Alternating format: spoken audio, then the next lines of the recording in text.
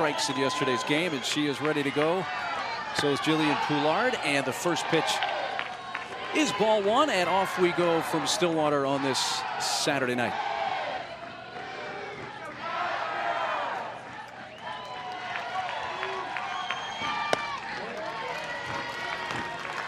Poulard comes in on a bit of a home run binge. 7 home runs over her last 9 games. With 3 of them in the regional here in Stillwater last weekend.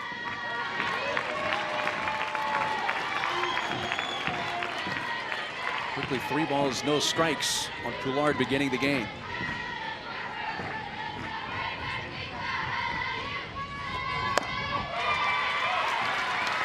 Not the way you want to start the game if you're Arizona facing elimination with a 4-pitch walk. Jillian Poulard.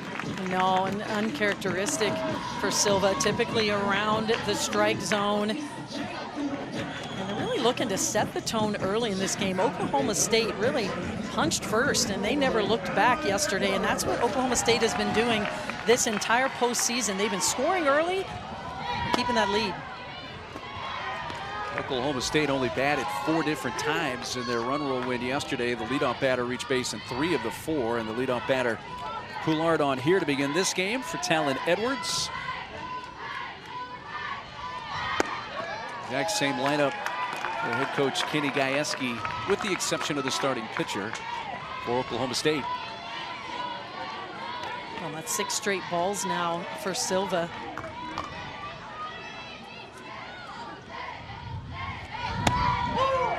Here's the first strike.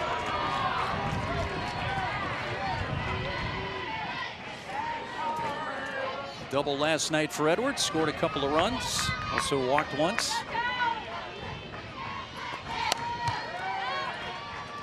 '48th win of the year for Oklahoma State.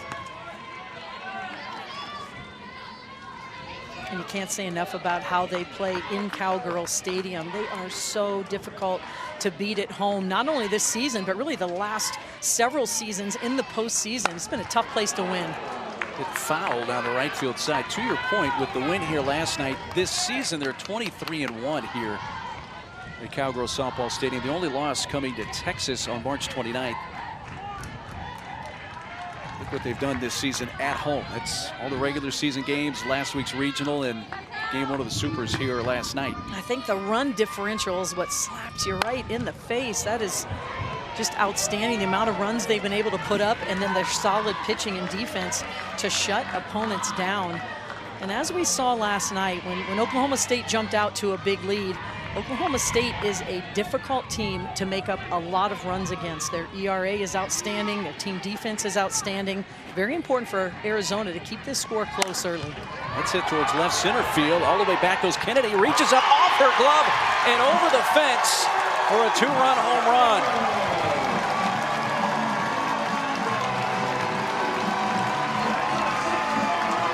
Well, Edwards was peppering foul balls down the right field line, and then she hits one to left center and hits it out. Her 6th of the year. When you think of Oklahoma State's hitters this season, you think power, you think extra base hits. And that is no different here for Talon Edwards as she crushes this pitch on the outer half of the zone. It's up in the zone, but she gets on plane with her barrel, stays strong with her hands. And that is the 90th home run of the season for Oklahoma State. They can score in bunches. Yeah, their school record for home runs in a season is 93. Hit those in 2021. And Kennedy, that's about a 7-foot tall fence, so she got the glove up and got a glove on it, but couldn't quite haul it in. That would have been a remarkable catch, home run saving catch. Just great effort with that play, and that's something Arizona's been doing all season long. The ball has been getting hit against their pitching staff, but they sit at 3rd in the country in fielding percentage because of their ability to make plays like that. Fairly long grounds to short. Beal throws her out. Now the other part of the equation here, you saw the angle from the left field corner, and Kennedy was several feet away from the fence. So when she put the glove up here, the angle of the ball, if it had not hit her glove, there's a chance it might not have gone out. And now that's just looking at it from that angle.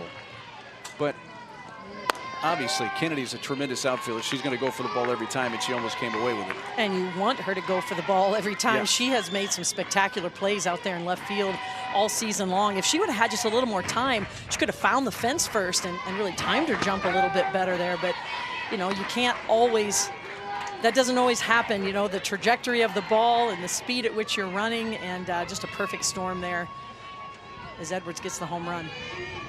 Speaking of home runs, Godwin picked up one yesterday. She rips one foul right over by her home dugout. So the Cowgirls have picked right up where they left off last night, claiming an early lead here in the top of the first inning.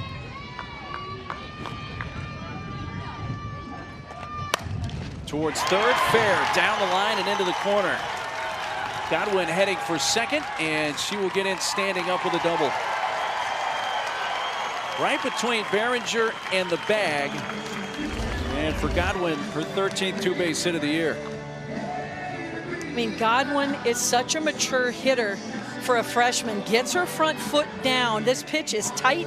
Is now in the circle for the Wildcats. And Mannon has the most velocity on staff. She's really had some great innings here late in the season. You're going to see a drop ball, rise ball, curve ball combination. She must have that off-speed pitch for her to be effective. Freshman facing freshman. Rosie Davis swinging at the first pitch and drops that into left field. Godwin had to make sure it was going to get down, so she advances 60 feet to third. Rosie Davis with her first hit of the Super Regional. Runners are at the corners. I mean, Oklahoma State is known as an aggressive team, and you don't see too many times where a freshman is going to be facing a new pitcher early in the game and swings at the first pitch and has success. That shows you the confidence this Cowgirl lineup has, and just the poise that these two freshmen, both Godwin and Davis, have shown all season long. Fielder Claire Tim.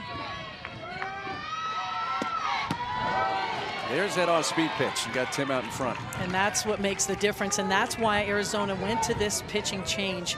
Got to do something to break up the rhythm right now of these power hitters in the Oklahoma State lineup. The velocity's not doing it. They're matching it up. You've got to mix speeds. Bounced up there. It's collected there by Shep, but trailing runner Davis is going to take second base on the play. Just a good read by Davis there, just ball and dirt. You see the ball and dirt? Take off. Wild pitch allows Davis to advance. That's back to the screen, and it's coming high in the air like a rainbow and lands in front of the plate. And Godwin scores. Davis to third, so back-to-back wild pitches. And now it's been a three-run first for the Cowgirls. And the backstop here at Cowgirl Stadium is very lively. And this is something visiting teams have to figure out before you get in game. But this is a pitch up in the zone. Shep does not get her arm extended enough. And look at the ricochet off that. And Godwin recognized it right away. That's knowing your home facility, knowing what's going to happen if the ball bounces that high off the padded backstop, that you're going to have the opportunity to score. I'm sure the catcher, Emily Shep, thought she was trying to catch a fly ball, just waiting for it to come down off the backstop. Count in Tim's favor here at 3-1, and she gets hit by the pitch right in the back.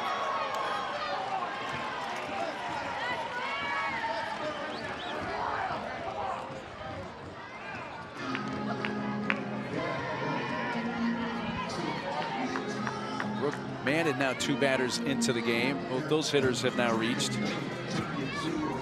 Well, for head coach Kaylin Lowe, it began this season with a handful of injuries, several of them season-ending to a core part of her team, and several of those were pitchers that haven't pitched at all this year, so they've been a little shorthanded. It started with 7 in the bullpen, and now they're down to 4.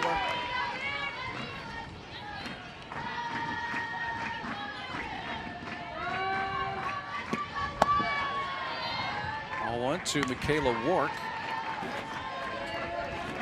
5 of the 6 Cowgirls that have come up have reached base. Wark Home run last night. 11th of the season.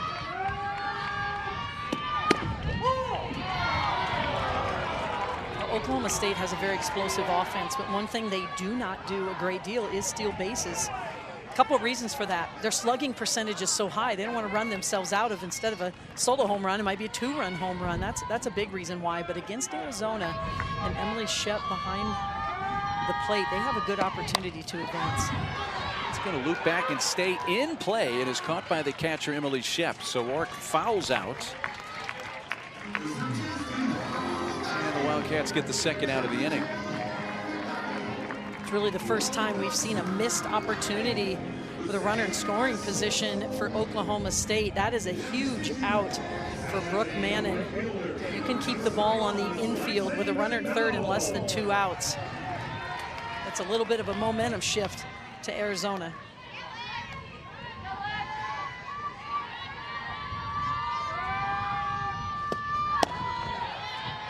On 1 to Lexi McDonald. 8th batter to come up in this top of the first inning for the Cowgirls, with Davis the lead runner.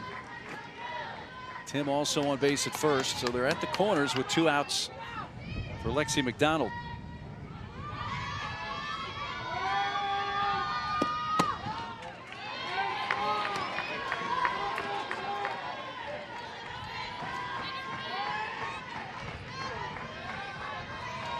Freshman Brooke Bannon, West Jefferson, Ohio. Her hometown was the Ohio Gatorade High School Player of the Year in 2023.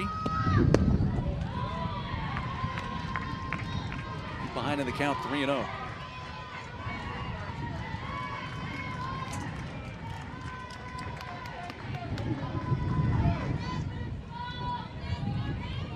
Double for McDonald last night, and also a sacrifice bunt. Taking the 3-0 for a strike.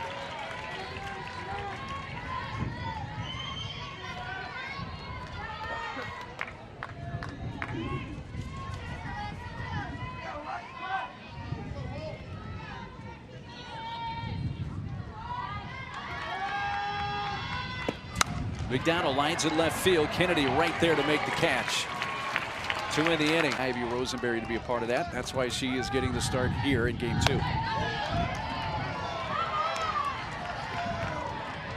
And there's a lot to be said for that. You know, gone are the days of having one pitcher throw every inning and every pitch of every inning in the Women's College World Series. You do need to give teams a different look from time to time, or give that ace pitcher a break. Well struck by Dakota Kennedy, and that's all the way to the fence in right center field. And there's the first extra base hit of this Super Regional for the Cats. Kennedy, with her 10th double of the season, sparks the Arizona first. Well, this Arizona offense is ranked in the top 15 in the country in almost every major offensive category, and the leader of the offense is Dakota Kennedy. This is a drop ball low and in. She recognizes it early, gets her barrel to the low part of the zone, and has enough speed to get to second base. Megan Shockey trying to bunt her over, fouls it near home plate.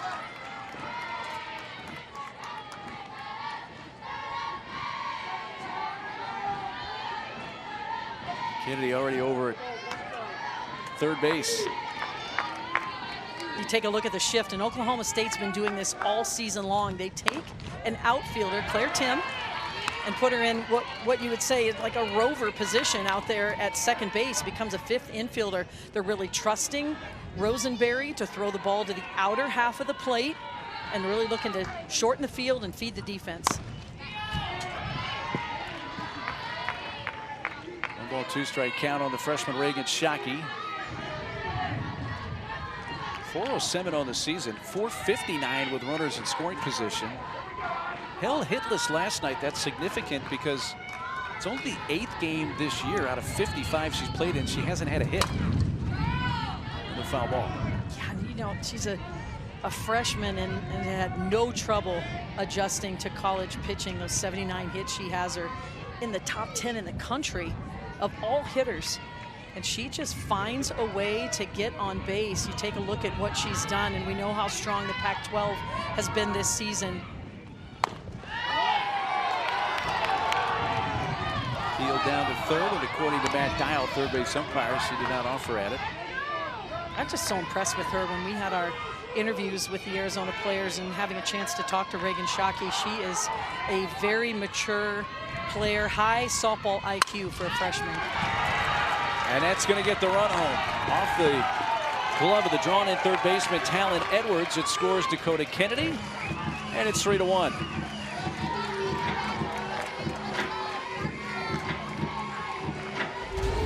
You knew it was a matter of time before this Arizona offense caught a little fire. And this is just a battle from Reagan Shockey. Look at her barrel control. Is able to get a little line drive on this. This is a little more of a power slap versus using the ground. The ground's a little softer here than it is in Tucson, Arizona. And she's able to not go to the soft slap, instead shifts gears to her hard slap. It pays off. Baseman Carly scooping. Belts it into right, and that's a base hit. Taking the turn, heading for third. Shockey will get there, and the Arizona offense looks rejuvenated here to start game 2 of this Stillwater Super Regional. That's going to bring out pitching coach of the Cowgirls, Carrie Eberly. Carly Scoopin is one of the best power hitters in this lineup. And hitting is contagious. This pitch from Rosenberry is right down, it's plated right down the white part of the plate, not what you want. And with Reagan Shockey at first base,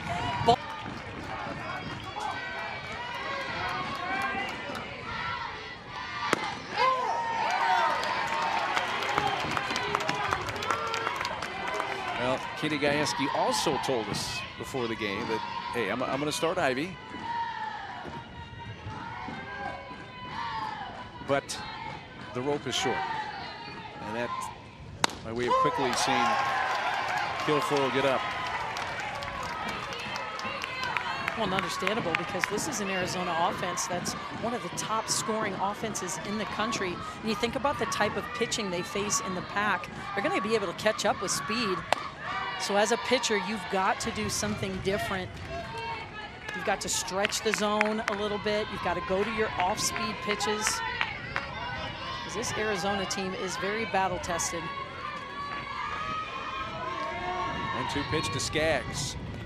Swing and a miss. The first out of the inning comes on a strikeout for Ivy Rosenberry. Just a huge strikeout for Rosenberry, trying to stop the momentum from Arizona. She goes to her curveball and catches the corner. That's the first pitch we have seen that's really been on the stretch the strike zone on the black part of the plate. An outstanding pitch at the right time for Rosenberry.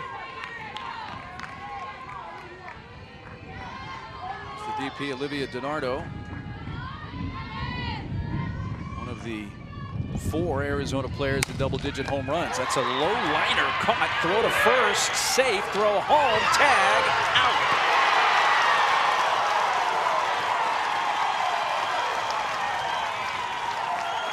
Caitlin Lowe's going to ask number 1, get in before the application of the tag.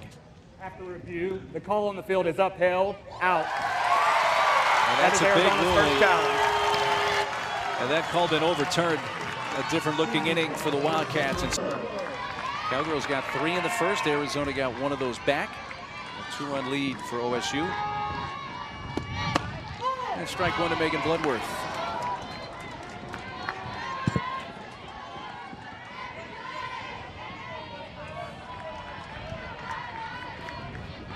Bloodworth at RBI on a sacrifice fly in yesterday's win.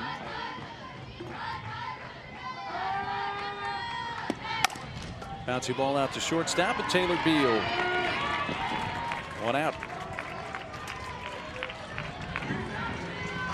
Now the Longhorns a 4-run 6th. Texas on the verge of elimination. The number 1 overall seed had come back to tie Texas A&M 5-5. There's a lot of stuff going on right now in the Super Regional round. You got Tennessee and Alabama in the 13th inning.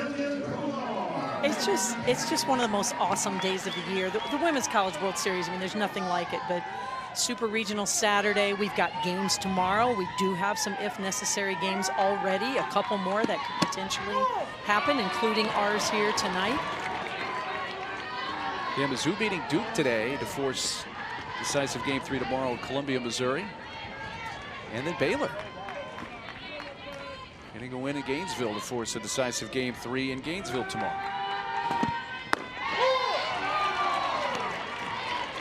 You get a feeling here, Carol, this is a really big inning for Arizona. They need to put up a goose egg here because they seem to have found a little traction offensively in the first inning. Well, and this is a team with a lot of grit. I mean, they are not going to lay down and roll over.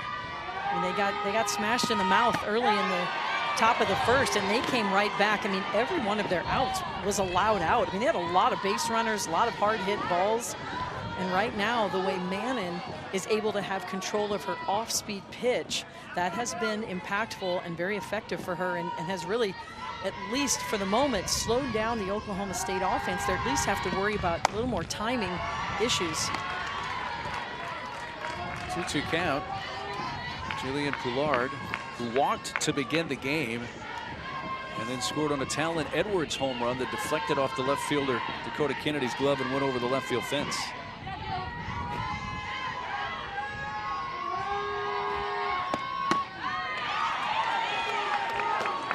First pitch, barely missing that inside edge, and Poulard, as she has done frequently in the 2 games now, is seeing another full count. She is so comfortable with deep counts. I mean, she's almost up to 5 pitches per plate appearance, which means she is comfortable seeing a lot of pitches, working deep into counts. Off speed, swing and a miss, strike 3.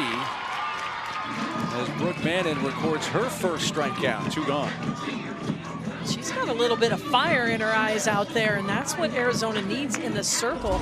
They've been looking for the answer, someone to really slow down Oklahoma State. It's been this pitch. It's been the off-speed pitch that's been able to do it. You can see it turns over, it drops off the table, and look how far out in front Poulard is. Here's Talon Edwards with the home run, her first time up an inning ago. She gets started off speed.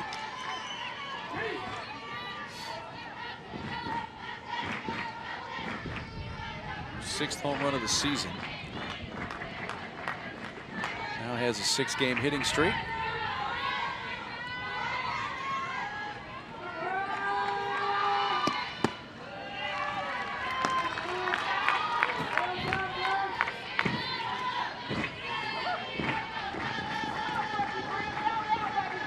Look at yesterday's game. Of course, they only came up 4 times, but Oklahoma State did not go in order at all in their win last night. Will this be the first time? The answer to that is yes. Brooke Mannon sets him down in order for the first time in the Stillwater Regional. Let's see how the Arizona back that year at Oklahoma City. 33rd all-time meeting here tonight. Now heading to the left, catch the third baseman, number 30, Blaze Behringer. 6, 7, and 8 batters for Arizona in the home half of the second. Behringer, first pitch hacking, fouls it back.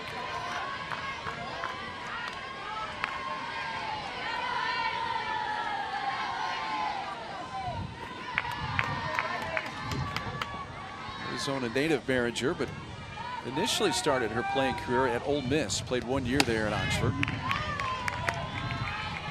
Freshman there in 2021. The SEC all-freshman team. Oklahoma State's not afraid to move into shifts or to play based on their scouting reports where they feel best. But this outfield's a little bit shallow right now for Behringer. She does have quite a few extra base hits on the season. She's one of those triple threats. She can bunt, slap, hit for power. But Oklahoma State playing very shallow, trying to take away any slap, really trusting their speed to go back and catch a ball in the gap. 1 home run this year for Behringer. That came March 16th against Washington. 1 home run a year ago as well. Had 2 back in 2022 in her first year with the Wildcats.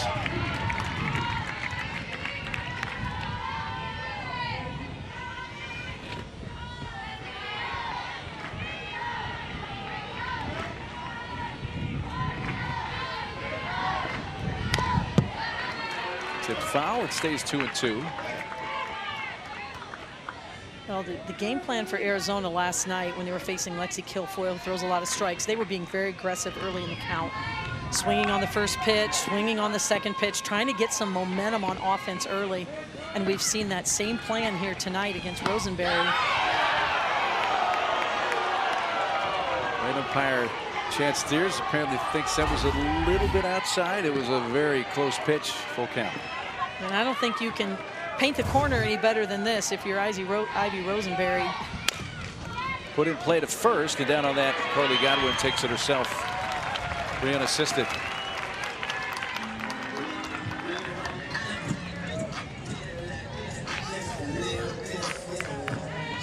Rosenberry able to record the first out of the inning.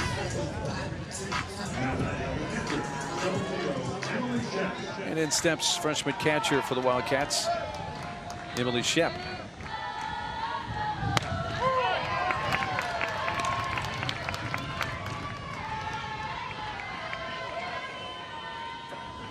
Freshman from Torrance High School, 0 for 1 in the Super Regional opener last night with a walk.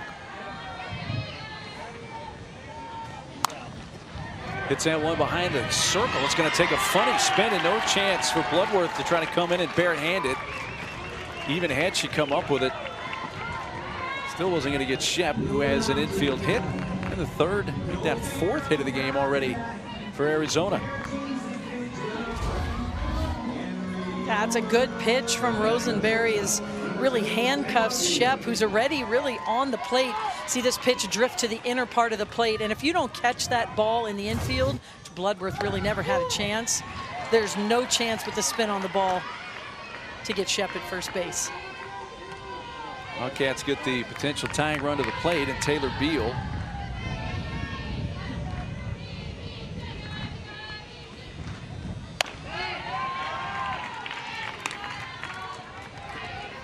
Up there at 68 miles per hour is Rosenberry.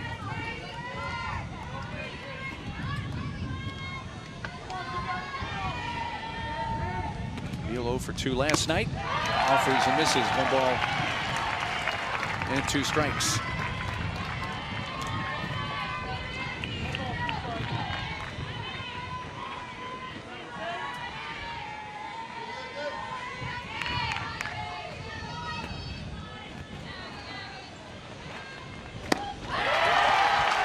Rosenberry gets her second strikeout of the game and second out of the inning.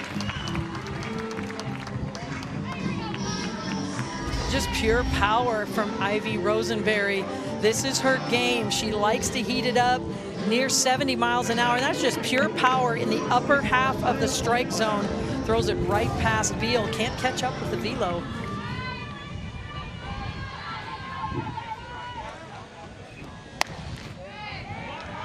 1 to Arizona right fielder Kaya Altmaier.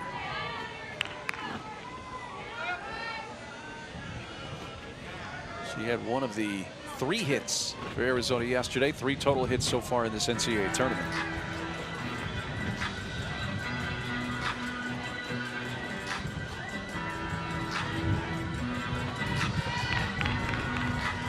Caroline Wong needed a quick word with her pitcher, Rosenberry.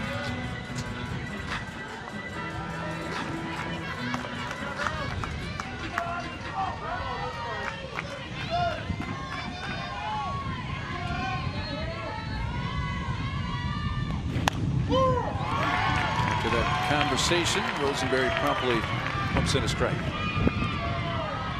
She's had a lot of success in the upper part of the strike zone.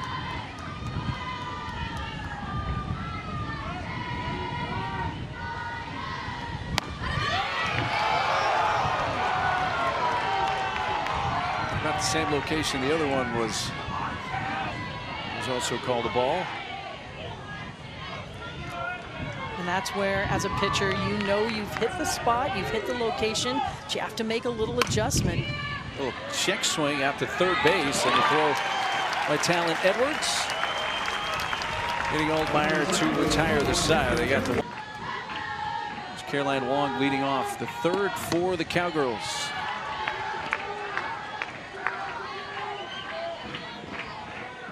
We are now into the third, and with the zone we are seeing so far tonight from Chad Steers, it is a hitter's zone. And we've had a lot of hits in this game so far, 7 hits through the first 2 innings. And so it allows hitters to be very selective, very patient, really hunt for a certain zone, a hunt for a certain pitch. Brooke Mannon said Oklahoma stayed down in order, but not only the first time in this game, but the first time in the Super Regional.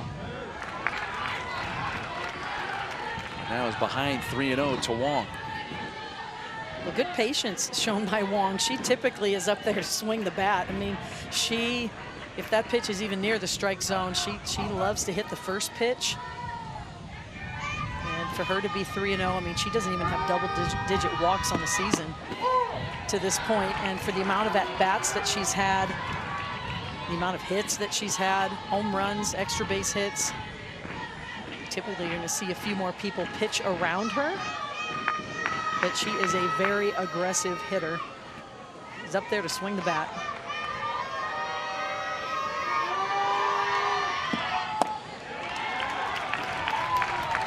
It's an off-speed pitch outside, and the cleanup hitter Godwin is up. 2 for 2 with a homer, 3 RBIs, and a hit by pitch last night, a double, and a run scored so far tonight.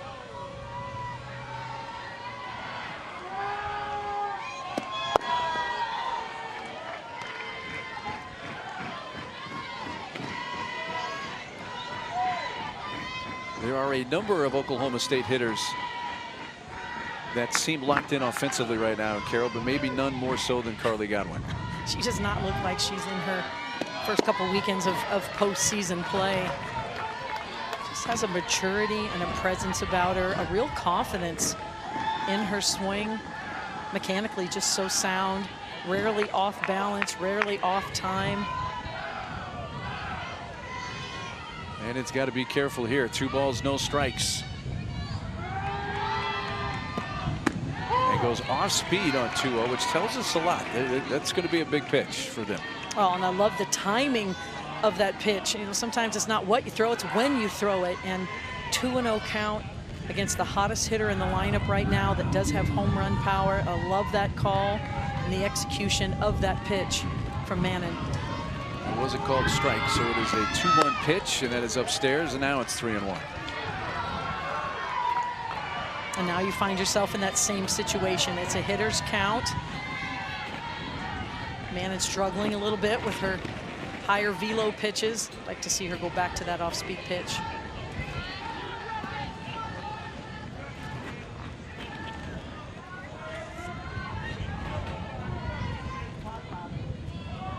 The wind is absolutely whistling out towards left center field.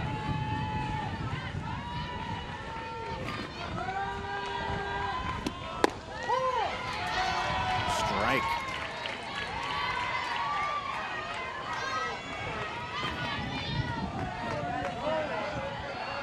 That wind again, we definitely in this part of the country, severe weather is a possibility tonight, and it is really blowing out towards left center field.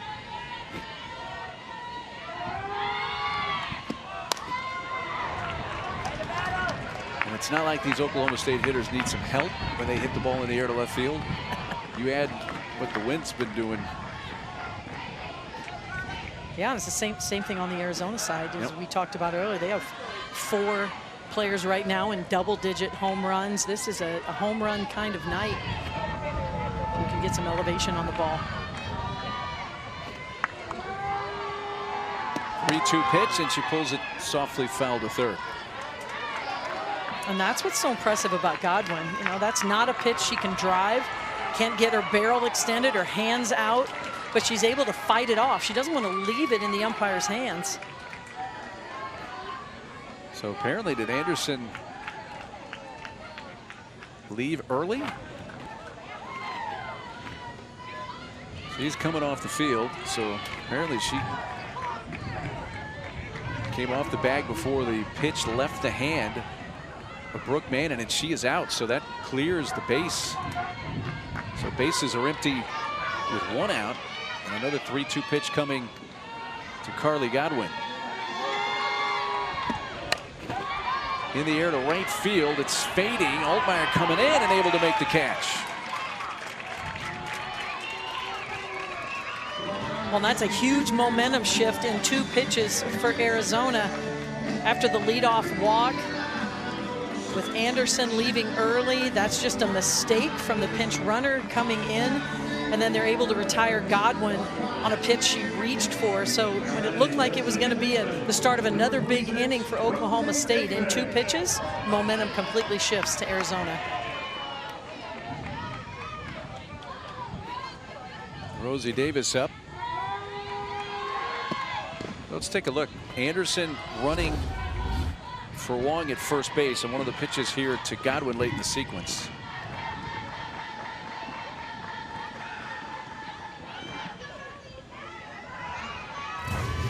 And it's very close. Yeah. You know, there's a lot of movement that happens with base runners before their foot leaves the base. But it was called right away. And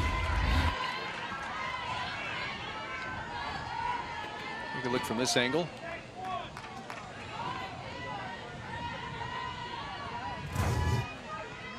You know, that's so close. That's very close. And we have to slow that down significantly. That ball's hit in the air deep to left field, and that will carry way out. Rosie Davis, her 8th home run of the year. It's a solo blast, and it's 4-1.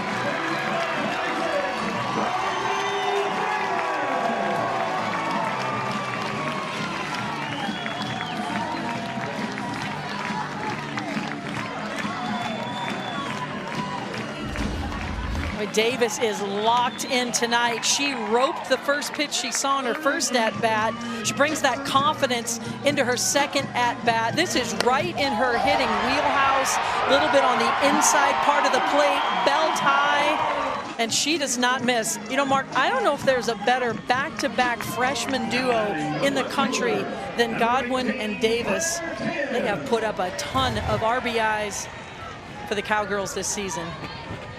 8th of the year for Davis. That's now 5 different Cowgirls that have a home run in this super regional round.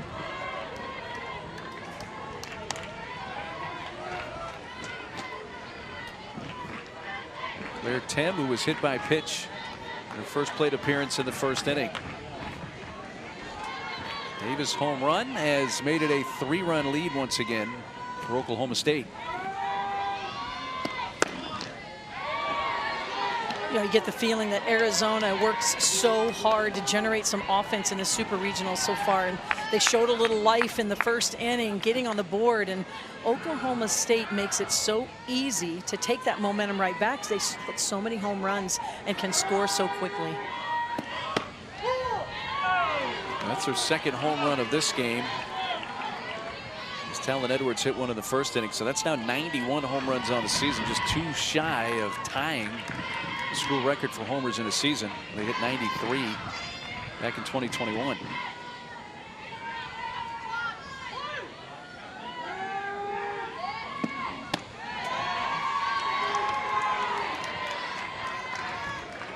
And right now, Mannon's having a little trouble with command of her off-speed pitch, and she has to have that off-speed pitch. Really, any pitcher facing Oklahoma State needs that change of speeds to disrupt the timing of the hitters. High drive, right center, gone.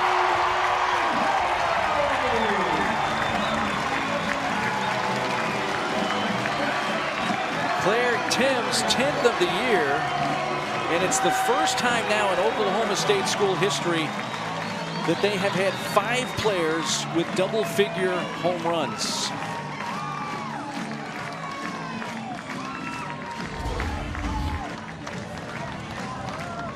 How about the offense for Oklahoma State?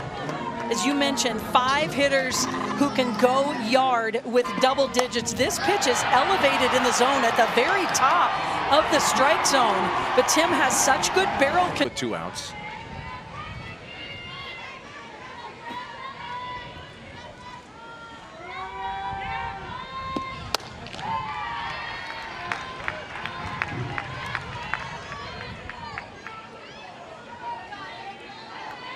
Rourke is one of the 5 Cowgirls in double-figure home runs. As the one she hit last night was her 11th of the year.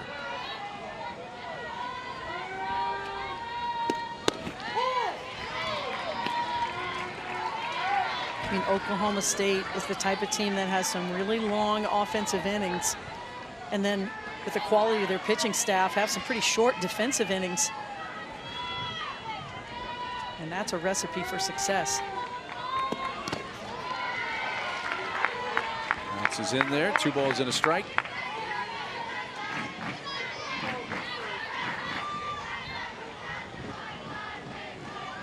The Cowgirls hitting him out of the ballpark once again tonight.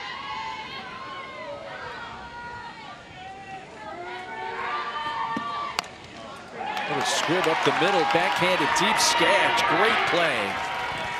Allie Skaggs. Head coach Mike Candrea at the helm for a lot of those titles.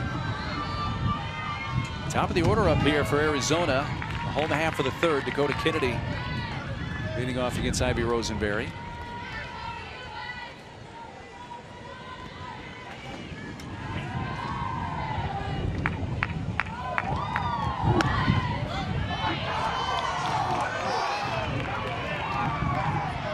Kennedy, just such an impressive leadoff hitter. A true triple threat. You see she looked to bunt her way on base, also can hit the ball over the fence, double-digit home runs on the season. And she's typically more of a 3-4 type hitter in the lineup.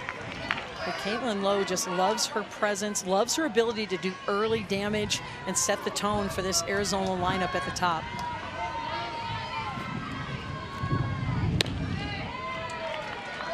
Cannon, her favorite, 3 balls and a strike. Dakota double to right center, her first time up. Wound up scoring the Arizona run in that first inning.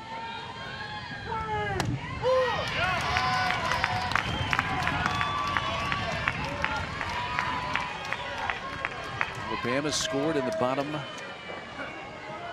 of the 13th.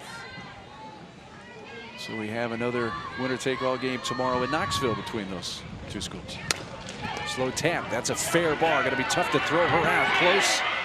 Out is the call at first base. Talon Edwards. No wasted effort. Arizona looking like they are going to ask for the review. May use some calls down the road, but yeah, we're going to see this overturned. The ruling on the field of out at first base has been changed.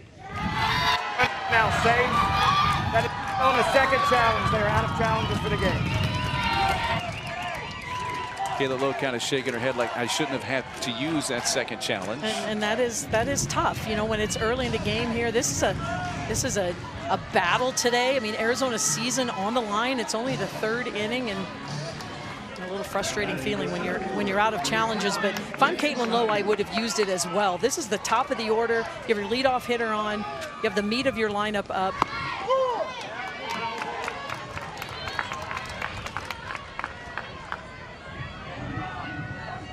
Reagan Shockey.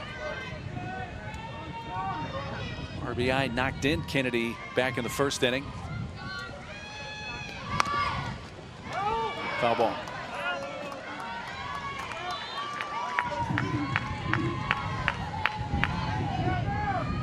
And this is where your defense is really challenged. Kennedy runs well at first base. Shockey, one of the fastest players in the country. There's no time. You've got to pick up the ball and get an out where the ball is taking you. And Oklahoma State feels so confident in their shift. They go to it even with a runner at base, on base. We saw it before when Shockey had, there's nobody on base, but now even with a runner at base, you see Tim right behind 2nd base. They go to 5 infielders. 3rd strikeout for Rosenberry. First out of the home half of the 3rd.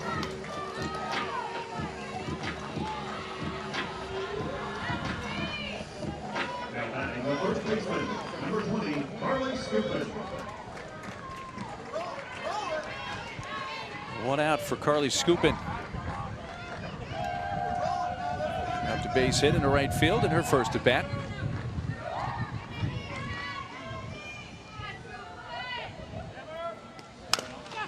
Foul that one off her leg. Well, Arizona's game is really a speed game. They have some power as well. They love to run. They love to put runners in motion.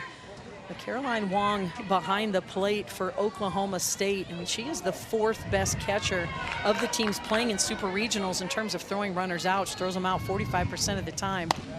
So that, not only the score right now, that Arizona's behind by a few runs, but the fact that Wong has such a good arm, good transfer. It just plays into the mind of your strategy and your decisions, but you can't go away from what got you here. And what got Arizona here is putting runners in motion, creating some chaos for the defense.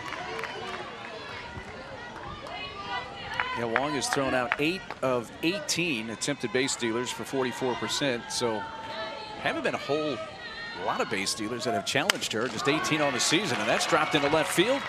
Second hit of the game for Carly Skupin. And they got 2 on with 1 out.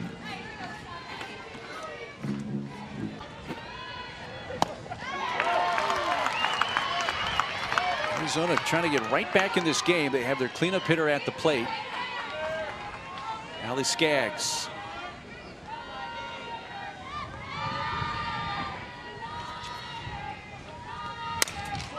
Shot to right, coming towards the line. Diving catch, inbound ground, caught by Macy Graff, who just came into the game defensively and right. And what a play for the second out. Now Kennedy does tag and goes from second to third. But Graff makes an immediate impact. And those are the types of plays, Mark, that really make a difference, and why it's so important, you know, when your number is called, when you have a role to play for your team, that you play it, you're prepared and you play it to the best of your abilities. That is a big play that just happened in the game with Graff in right field.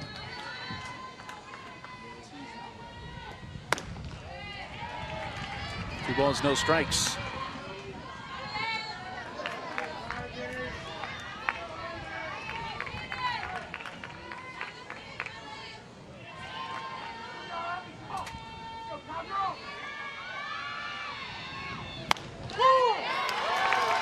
Barry pumps in a 2-0 strike on the inside corner.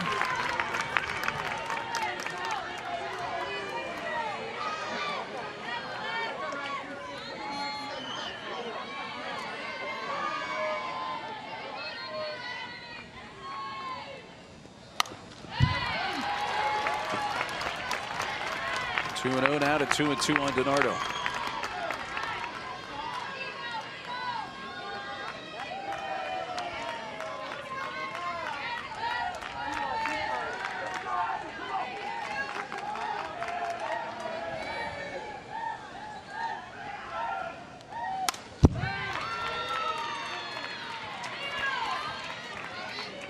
Love the battle here from DiNardo. Knows what an important part of the game this is for her team. A couple runners on base.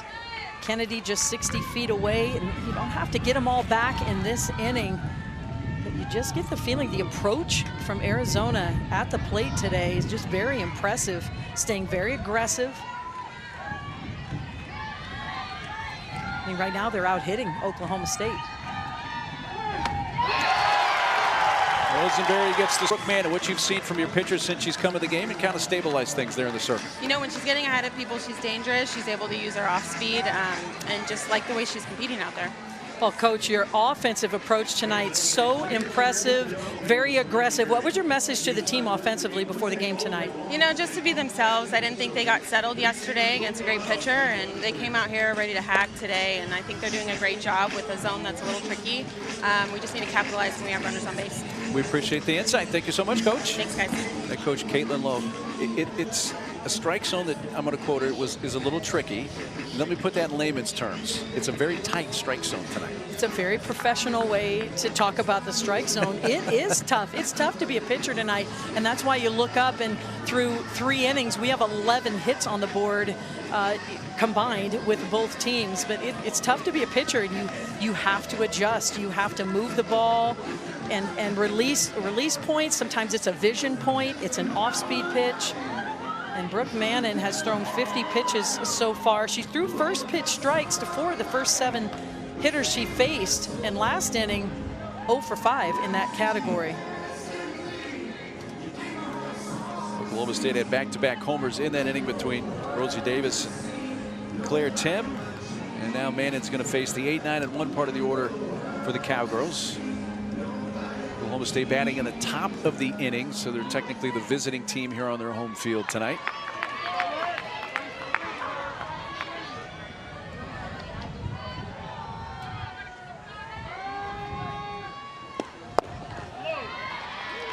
McDonald lined out to left field in her first at bat.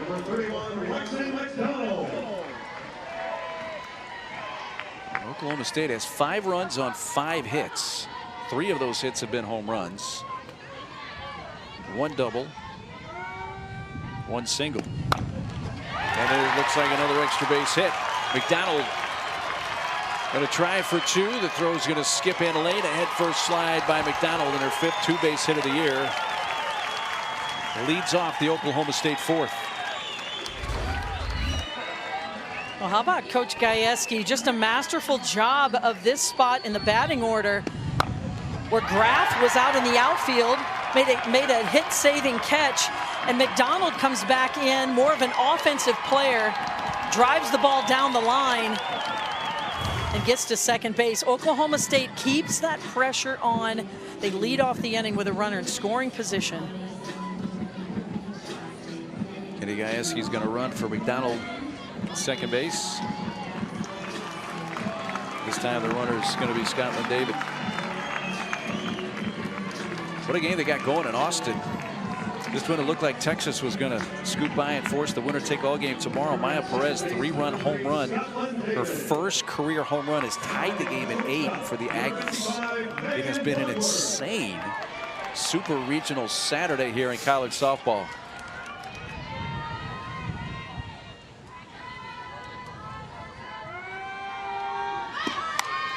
Bunt laid down. Bunted foul, strike 1.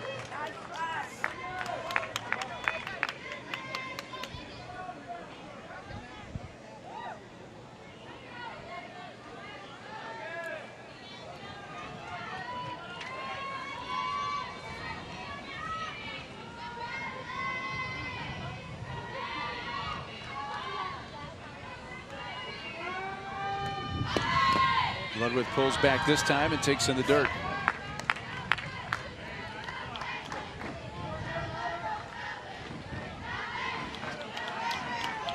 Bunt situation here.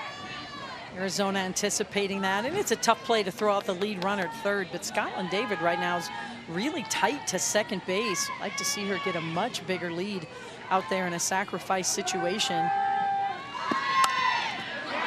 What a bunt by Bloodworth, and it's going to be a tough play, but it's a play that's made by Carly Skupin with Skaggs covering.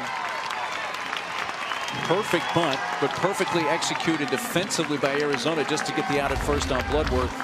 David advances over to third. Yeah, the only thing better than the bunt as Bloodworth sits in there, gets her barrel in front of the plate, is this play by Skupin. She's in foul territory, and she throws the ball back to fair territory in a perfect strike. That's the only play she had. This Arizona defense is top 3 in the country in fielding percentage because of plays like that. Back to the top of the order in Jillian Poulard.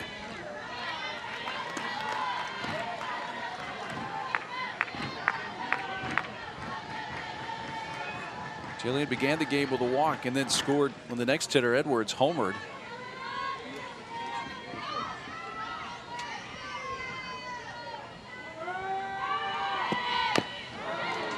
Poulard struck out against Brooke Mannon in the second inning.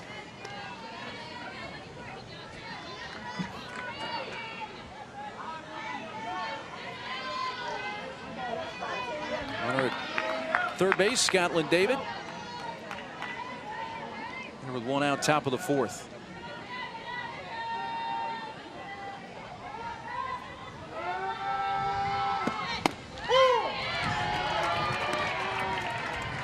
Right down central, 1 and 2.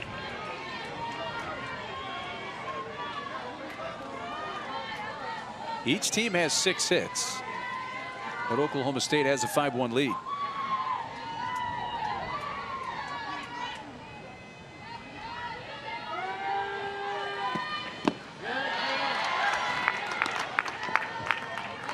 A bit more competitive of a off-speed pitch there. Well, and it's just, even if it's not a strike, the ability to show it on any count just gives the hitter something else to think about. You just can't time up that velo.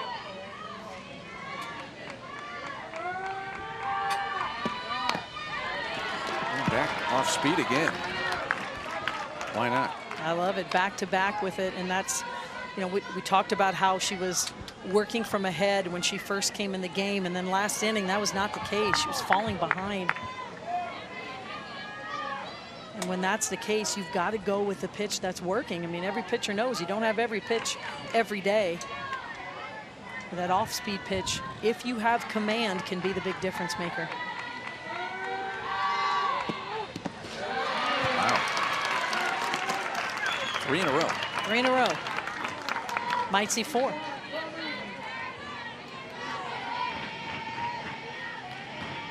I think you might be right. You don't want to serve up something hard here on 3-2 to Poulard.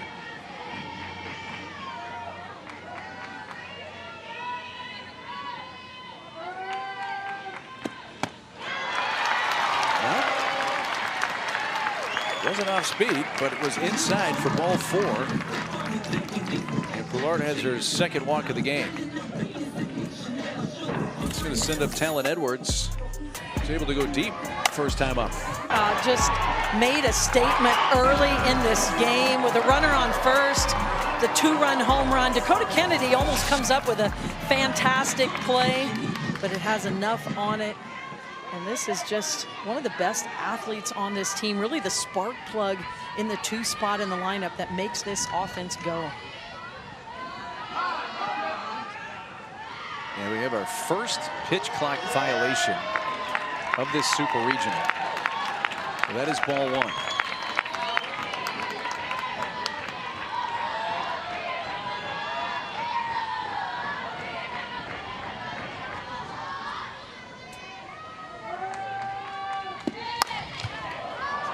18 out to left field. Is it deep enough? Kennedy makes the catch, and they do not tag the lead runner. The trailing runner does. So Poulard goes to second. David remains at third. I'm scratching my head a little on that. Well, that's just good base running by Poulard, the trail runner. And, you know, David's getting off and then realizes now this ball's too shallow, so she's just trying.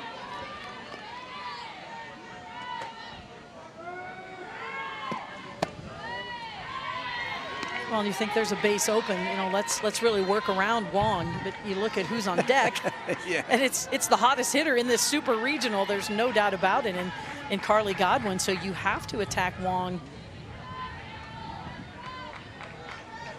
Wong worked a walk last plate appearance, gets the off-speed pitch there. 1 ball, 1 strike. Well, when you take a look at Oklahoma State, they do not have many weaknesses, really hit all pitches well. But their biggest whiff rate, their biggest swing and miss rate is at the off-speed pitch. And so if Brooke Mannon can continue to have command of that pitch and throw it on various counts, can have some success. She left that one just enough inside because Swan hit it way out of the ballpark, but foul.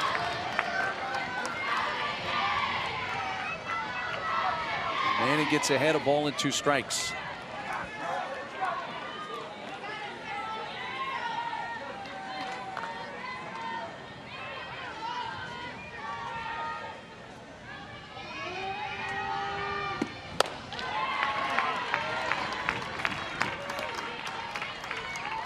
You take a look at Wong in the box, and she's so calm. She's so confident. I mean, she has had a ton of at-bats in her career, been in this situation many times before. She really stays calm under pressure. Scored it into right field for a base hit. It scores 1. It scores 2. Poulard touches the plate as well. Long just kind of guided one softly over the infield into right. Picks up her 50th and 51st RBIs to make it 7-1. Well, good things happen when you swing the bat, and this is not the hardest hit ball that Caroline Wong will have. She gets handcuffed, gets it in on her handle, but it has just enough to flare over the infield. And how important was that advancement from Jillian Poulard over to second base to get into scoring position? That allowed Oklahoma State to score 2 runs on Wong's hit instead of just 1.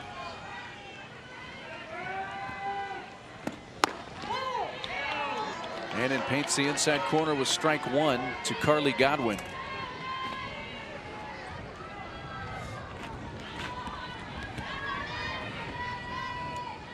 Godwin doubled and scored in the first. Hits one in the air to right field. This is going to stay in for Altmaier. Battling! The wind was knocking it down, and it drops in. Headed for the plate, she is. Tag on the helmet, out.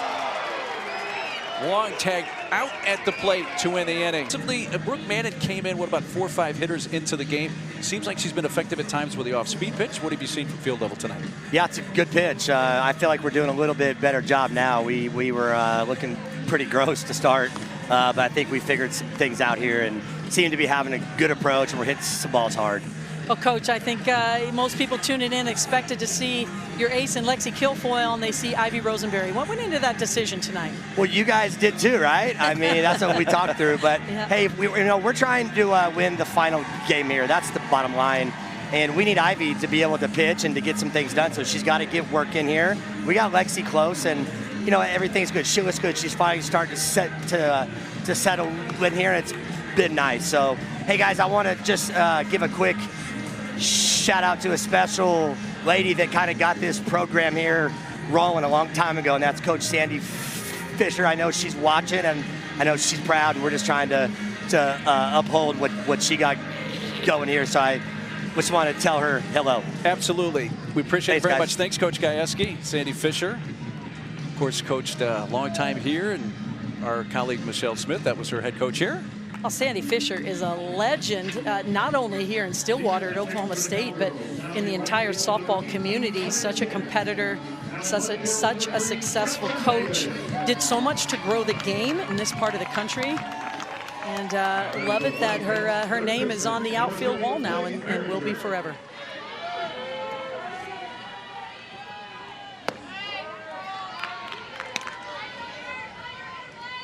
Ball 1 starts the bottom of the 4th inning.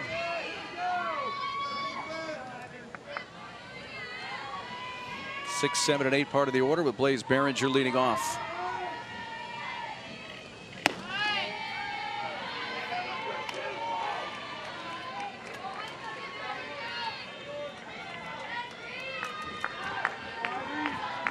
Well, we didn't have the chance because he was talking about Coach Fisher, but I was going to say to Coach Gajewski, hey, we have actually mentioned that a couple times that this is all looking long-term for next week if you get to Oklahoma City while you're pitching Rosenberry, but we just like to hear it straight from the horse's mouth. Well, yeah, I think a lot of people, trying to understand that. I mean, Lexi Kilfoyle is probably pitching, arguably the best of any pitcher here in the postseason. She's been so efficient with everything she's been able to do.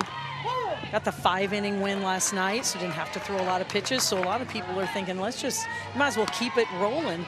But Kenny Gajewski, as all good coaches do, are thinking 2 or 3 steps ahead. And he's thinking about Oklahoma City and knows it's tough to win with one arm in the circle, and wants to make sure that Rosenberry gets some good work here in the postseason as well. Able to miss by Behringer, and it advances to a 3-2 count.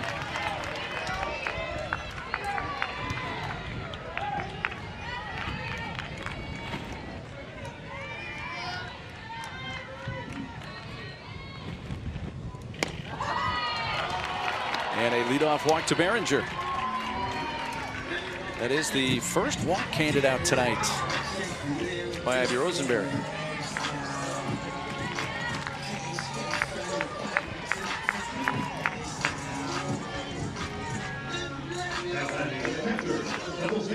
Third time in 4 innings that Arizona has put the leadoff hitter on base tonight.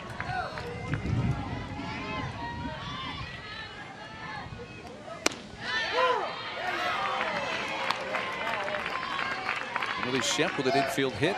Her first at bat back in the 2nd.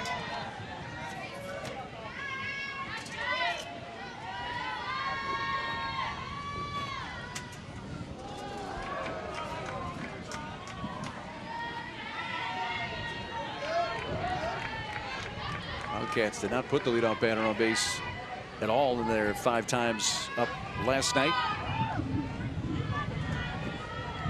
Accomplished that 3 times in 4 tries so far tonight.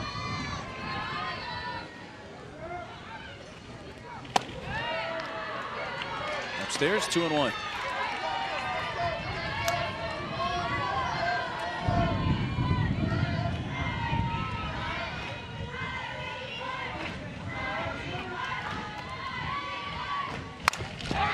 Belted deep left field. It is up. It is gone.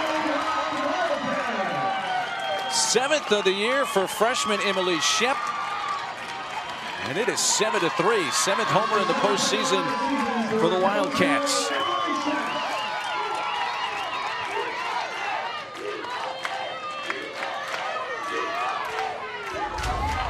Well, this Arizona team plays with a lot of grit and a lot of fight.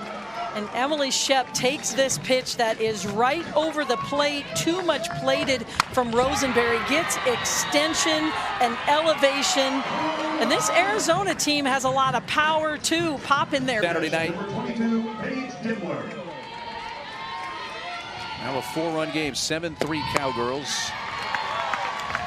And Kilfoyle's first pitch. It's 0-1 on Taylor Beal.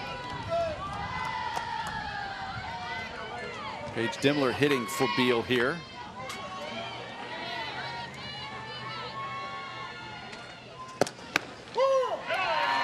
Well, interestingly, in a pinch hitting situation, Arizona, not a lot of success this season. Just have 7 pinch hits on the season, but Dimmler has 6 of those pinch hits. So very comfortable in this role. It is not an easy role to come in, especially against Lexi Kilfoyle, but she's had success this season.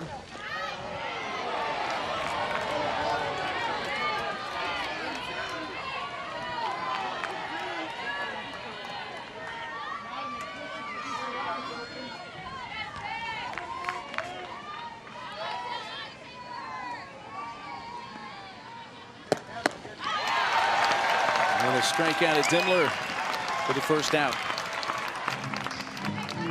Exactly what you want from your relief pitcher in this situation. Change the momentum, change the tempo. And all Lexi Kilfoyle does is fill up the strike zone, especially the bottom part of the strike zone. Ball just drops off the table. And a big strikeout.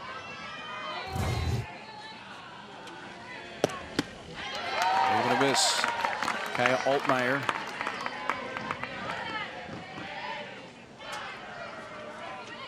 Once again, the hits are even, 7 aside, but a 4-run lead for the Cowgirls. 1 out in the bottom of the 4th. Kaya tonight grounded out to third, 0 for 1. And that's what makes Lexi Kilfoyle so tough to hit, is she really throws 3 different speeds.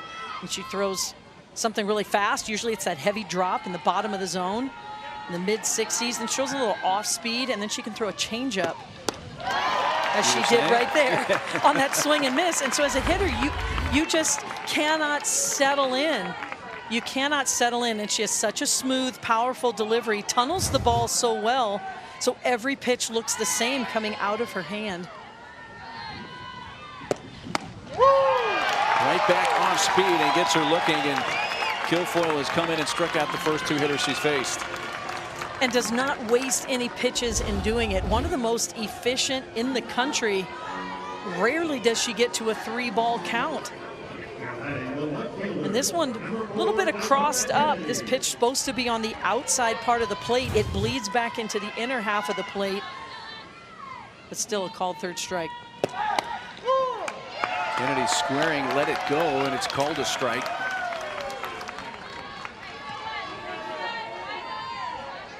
Dakota doubled in the 1st and scored. Infield hit in the 3rd. She's 2 for 2 tonight.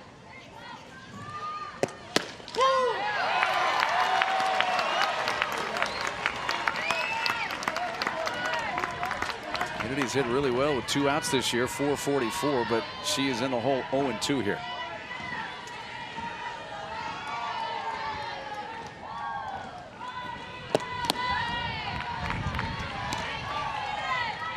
And that's where Kilfoyle has really grown as a pitcher. Really can throw her drop on various levels. She can start it at the belt, have it fall to the knees, can start at the knees and have it drop in the dirt. Kind of learning when to throw that, when to trust her catcher. But she's going to keep the ball in front. And all the great ones out there get a lot of swings and misses at balls not in the strike zone. And you've got to really trust your catcher when you're a drop ball pitcher in order to do that. Throw it in the dirt. It's going to roll up the first base side. Kilfoyle, quick shovel, close but out. They get Kennedy. And that ends it. And it starts the inning with that off-speed pitch.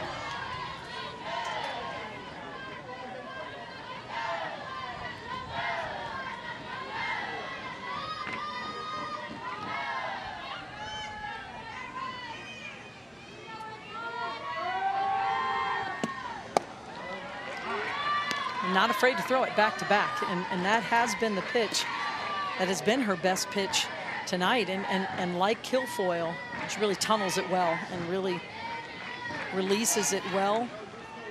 Good motion, can't pick anything up off her motion. A lot of times with you throw a changeup, you slow everything down so hitters can pick it up, but not with Mannon.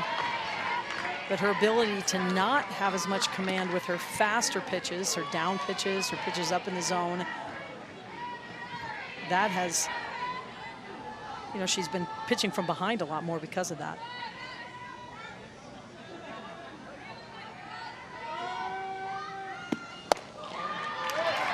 A 4-pitch walk to Davis, who's on for a third time as she had hits her first 2 times up.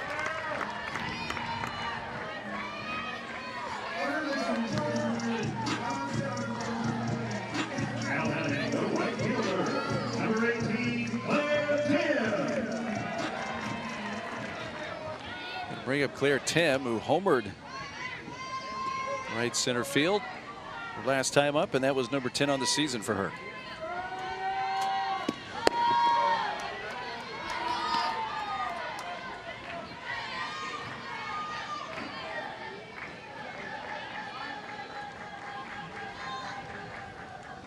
Now the catcher Shep's going to go out to the circle.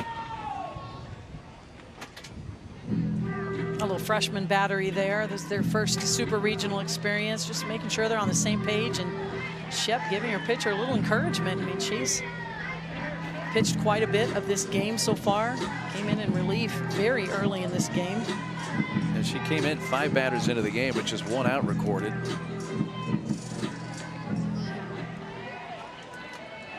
You know, batter on for OSU. That's 7 of 9 times this weekend here in the Supers they put the leadoff batter on base.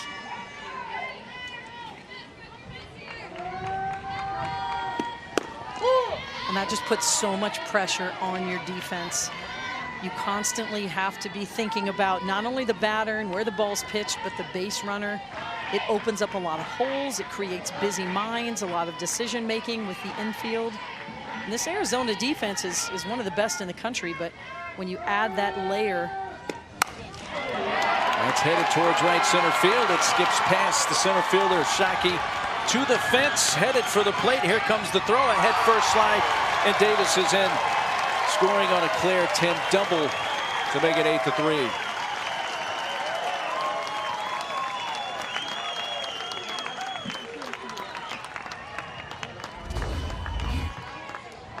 I mean, 6 of the 8 Oklahoma State hits have gone for extra bases. And Claire Tim gets her 2nd extra base hit of the evening and shows you she's balanced. She barrels it up. And with the speed of Rosie Davis, I mean, this relay doesn't get any better than that from Arizona. Sticky about it. Macy Graff batting for the first time tonight. She lays down a beautiful bunt picked up by Stoddard, who fields her position defensively and throws her out at first base. The sacrifice goes 1-3, advancing Tim over to third.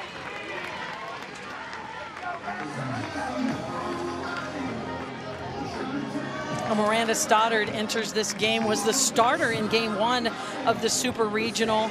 And you're going to see her work the bottom half of the zone, drop and curve combination, really hammers that bottom part of the zone, throws in the mid-60s velo.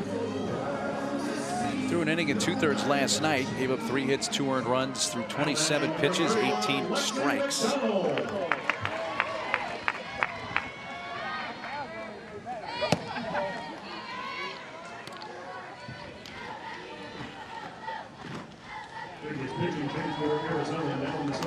Donald now at the plate. She's lined out and doubled.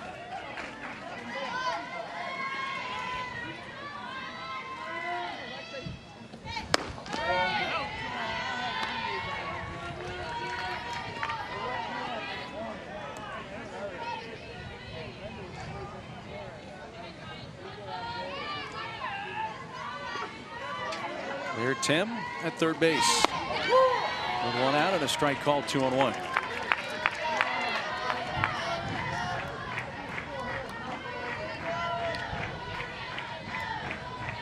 Lexi had a double in last night's game.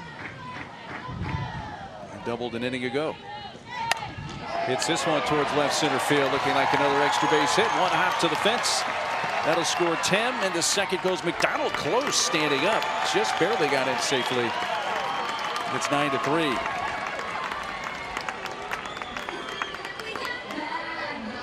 The most impressive thing about the Oklahoma State offense tonight is it doesn't matter who is in the circle for Arizona. They make quick adjustments and immediately welcome the new pitcher with a base hit. And this one is another extra base hit for Oklahoma State. They are so good at staying strong on the backside, getting elevation with their barrel. And this is a doubles park. It's 190 down left field, 220 in center. So if you can get that ball in the gap, it is a doubles or triples if you have that type of speed park. 9 hits for Oklahoma State tonight. 7 of the 9 have gone for extra bases. Bloodworth officially 0 for 1 with a sacrifice bunt last time up.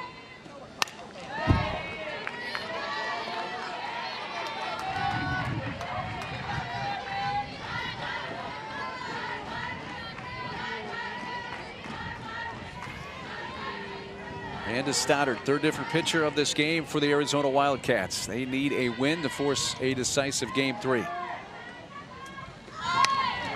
Nice bunt fielded by Stoddard. And that's a replay of earlier in the inning where she fielded a similar bunt from Graff. Does so now with Bloodworth, and that advances the runner McDonald over to third with 2 outs. Well, Bloodworth is definitely more of a defensive specialist for Oklahoma State. Really anchors the infield defense.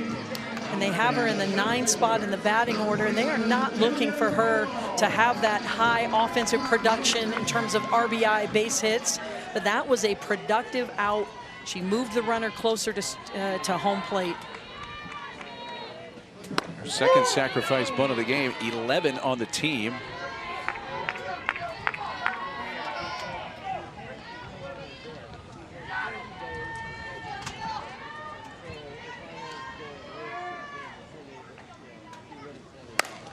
Driven towards left center field.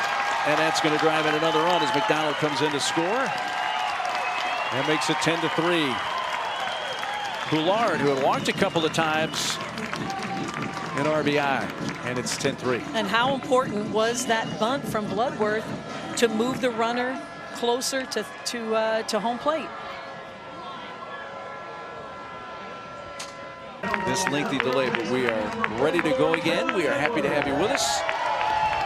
As we resume here in Stillwater, the pitch is on the way, down and away, and off we go once again here in the top of the 5th inning with Miranda Stoddard in the circle for Arizona. Talon Edwards started the scoring tonight. Top of the 1st inning with a 2-run home run that went off the glove of the left fielder Dakota Kennedy and over the fence. His 6th home run of the season. Softball Hall of Famer Carol Bruggeman along with Mark Neely. We're happy to have you with us. That bouncy ball right up the middle. What a diving step by the shortstop Taylor Beal. Flips to Allie Skaggs for the force out. Impressive. And dressed to kill. Here's Arizona needing a win in this game to set up a decisive game 3 tomorrow, and down 7 in the bottom of the 5th inning. They're batting in the bottom of the inning, representing the home side here at Oklahoma State's home field. Reagan Shockey up, 2, 3, and 4 hitters here for the Cats. And Oklahoma State commits to the shift. They have been in this type of shift the entire season when it comes to slappers, short game specialists like Shockey. They take Claire Tim and put her as the 5th infielder. She started in left field, came into second base. They do not have a right fielder. And any shift always starts in the circle, and really trusting Lexi Kilfoyle to hit her spots on the outer half of the plate, really trying to feed the defensive shift. Shockey knocked in the first Arizona run in the bottom of the 1st inning.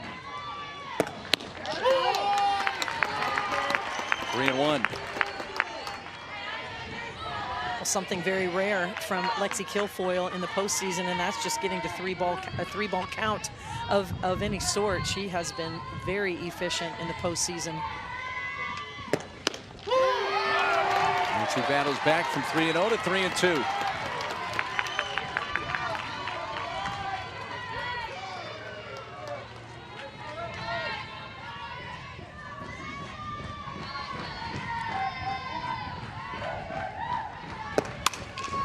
Hit foul, past third.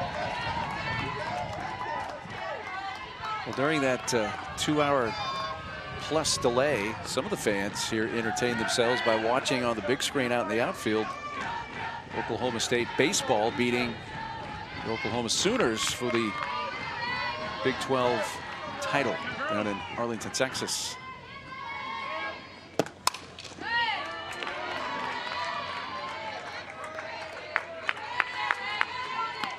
Well, this is how Shockey is trying to just really open all the tools in her toolbox. I mean, the infield itself right now does not play into her soft slap or her being able to bounce the ball in the infield, so she's going more to her power slap, trying to flare the ball through the infield. And she's just missing a little bit late on the velocity of Kilfoyle.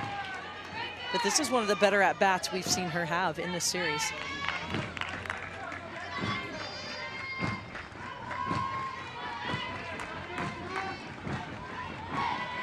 Be the 9th pitch of the at-bat, and she pops it up on the left side, and the shortstop wants it. That's Megan Bloodworth who makes the catch. Shockey battles, but still turns into the first down at the bottom of the 5th.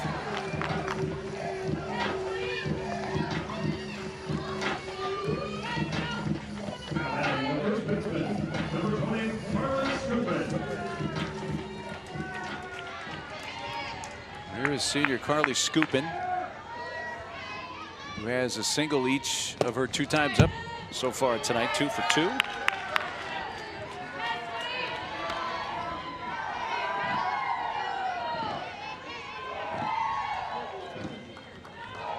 Tucson native.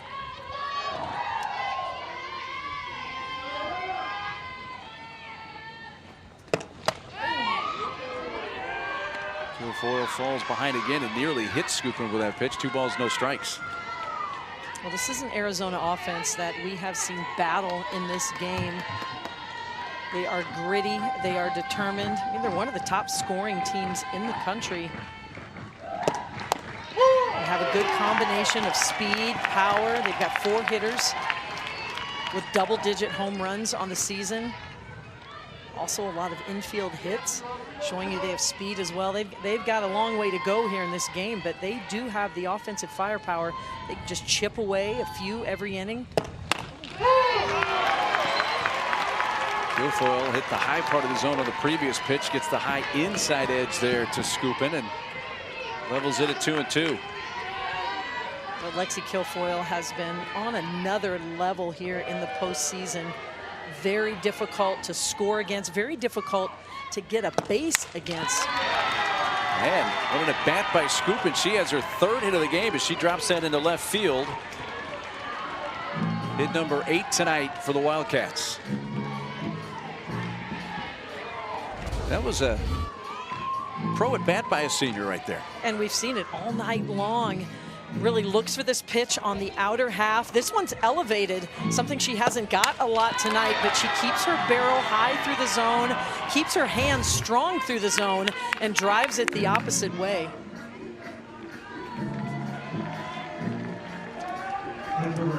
Zadie Tagalog is going to run at first base. For scoop in, and it brings up cleanup hitter Allie Skaggs. Tried to check her swing. It's called a ball. They have not appealed it. And now Kenny Gajewski comes and asks the first base umpire, and Christina Drum says yes, she did offer it that.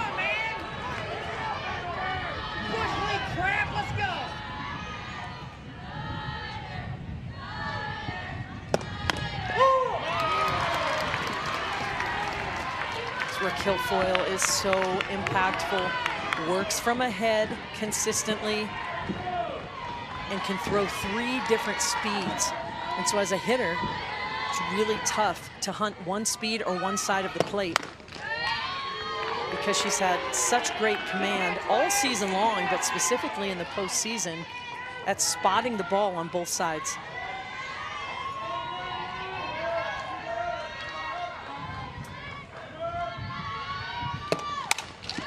It's hit in the air to left field. Tim going back to the warning track to make the catch. And Skaggs leads the team with 14 homers, made a bid there, came up a bit short. That's the second out. Well, Skaggs puts an absolute charge into this ball. We talked about at the beginning of the broadcast, needs Skaggs to be productive offensively tonight for the Wildcats to be productive, and she almost had a 2-run home run there, but Claire Tim had plenty room to. 2-away now, let's go. This time Kilfoyle gets ahead with a strike to the DP, Olivia DiNardo.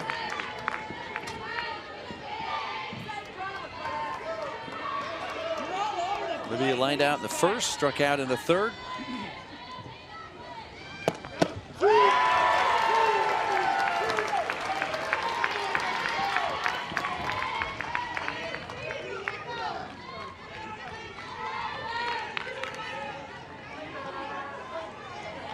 There's a big difference tonight, hitting with 2 outs. Oklahoma State has been doing that well. Arizona has not. And those 2-out RBIs are important all season long, but they are gold in the postseason. We talk about it all the time. What's it take to advance in the postseason? Well, it takes a quality performance in the circle, solid defense, and that timely hitting. There's nothing more timely than a 2-out RBI.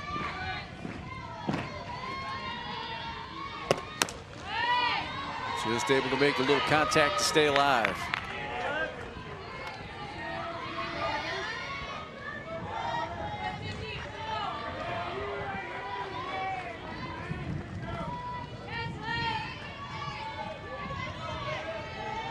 Here we go, Lex, here we go.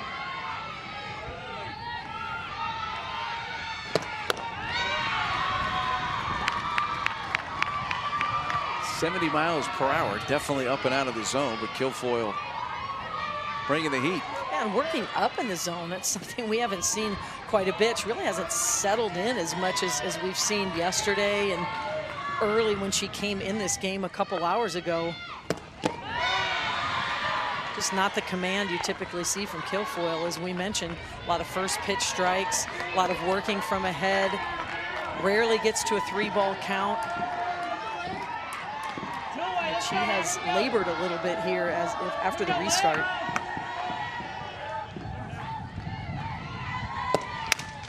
Well, it's hit in the air to right, and it's hit well. That's Graf going over, diving, and could not quite hang on. That is a fair ball. That's going to bring in a run as the pitch runner will come all the way in from first base, and an RBI double for DiNardo as Graf almost made a second spectacular diving catch along the line tonight. He's made one earlier in the game, but couldn't quite hang on there. Arizona has a lot of extra base hits on the season. This was quite an at-bat from DiNardo, who finally got a pitch up in the zone that she could handle and drive. Kind of wraps around the ball. And Graf, who we saw make an outstanding catch earlier in this game, goes for it again, but it's just out of her reach. It just pops out of her glove. What an effort out there as she almost comes up with the inning-ending play. Perfectly timed dive. But this is Arizona. They have grit, they have fight. And with Lexi Kilfoyle, usually rolls a lot of ground balls, gets a lot of strikeouts. We've seen the ball in the air quite a bit so far this inning. Schroeder Tagalog scored on that play. Now Krista Martinez running at second base for DiNardo. Plays Behringer, walked and scored, and also grounded out.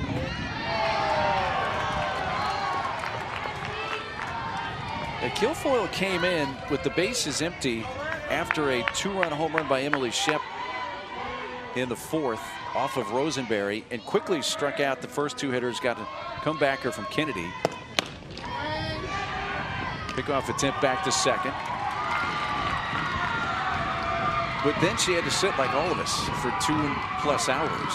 And you think she's feeling a little bit of the effects of that? It's just her ball's up in the zone more than we typically see. You're going to have to make an adjustment here to really, shorten her stride, hang on to the ball a little bit longer with her release point. I mean, every pitcher has a little different adjustment. Sometimes it's just a visual adjustment. And Lexi Kilfoyle is a seasoned veteran. And as she told us during our interviews a couple days ago, she loves routine. Well, there's nothing more that gets you out of your routine than a 2-hour rain delay.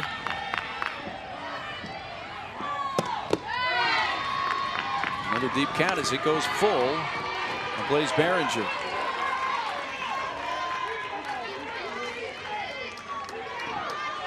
Behringer had one of the 3 singles in last night's game for Arizona.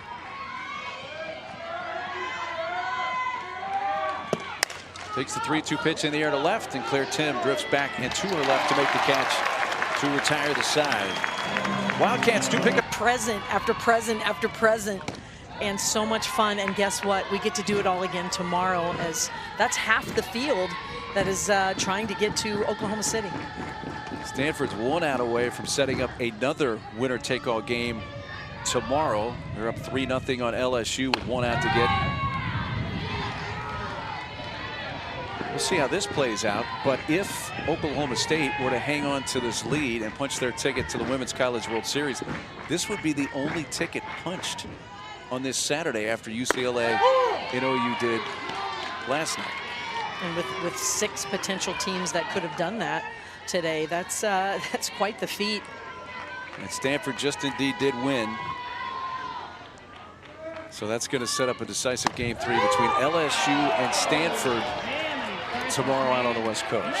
I'm going to tell you, the happiest teams right now this weekend are UCLA and Oklahoma, who punched their ticket a day ago, and all they got to do was sit around today and rest and enjoy and watch the games, and same thing tomorrow.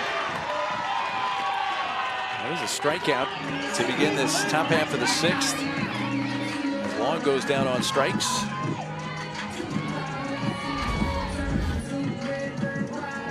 Miranda Stoddard has come in after this rain delay, lightning delay, and this time it's her drop ball.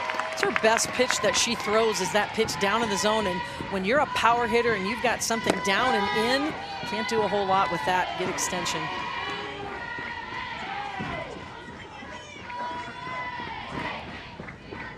Carly Godwin,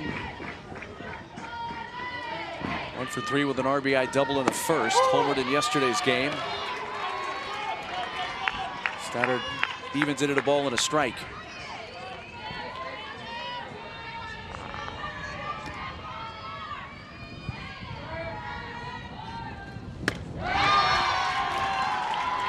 Stoddard has come out hitting her spots after that long layoff. And that's the same exact pitch she struck out Wong.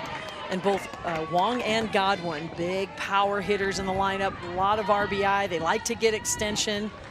And she's just tucking it on the inside corner, as she did again there, to earn back-to-back strikeouts to the power hitters in this Oklahoma State lineup. That pitch is just biting down in the zone. It's really breaking on 2 planes. It's breaking down in the zone. She's got that good drop movement on the ball, and it's also breaking a little bit inside to the hitter. outstanding location. She gets ahead of Rosie Davis.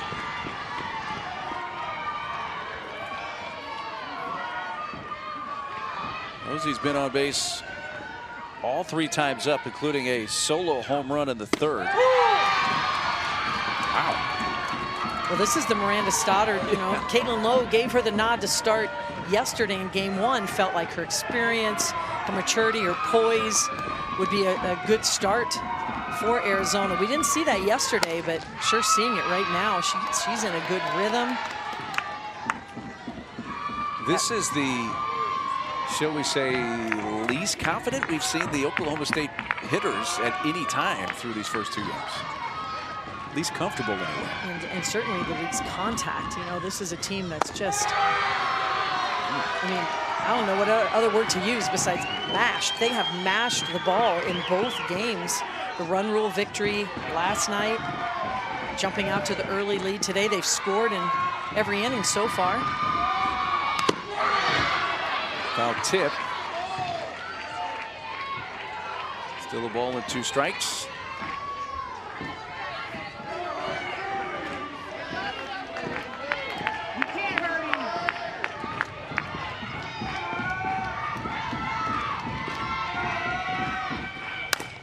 Bouncy ball up the middle and a base hit. Rosie Davis on base for a 4th time tonight, and her 3rd hit of the game extends the top of the 6th for the Cowgirls. Davis has been so steady all season long in the Oklahoma State lineup. And right now she's in such good rhythm. Just not a lot of wasted movement on the lower half of her body. It's good drive, and we've seen her really hit to all fields. And when you have a hitter that's doing that, you know they're seeing the ball well, with good barrel control. Outfielder Claire Tim at the plate for Oklahoma State. She has homered in each of the 2 games of this Super Regional. 9th of the season last night. Number 10 on the season came in the 3rd inning tonight. Ground ball to 3rd, knocked down. Behringer gets up and throws her out to retire the side. But a couple of strikeouts for Stoddard. We have all those if games tomorrow.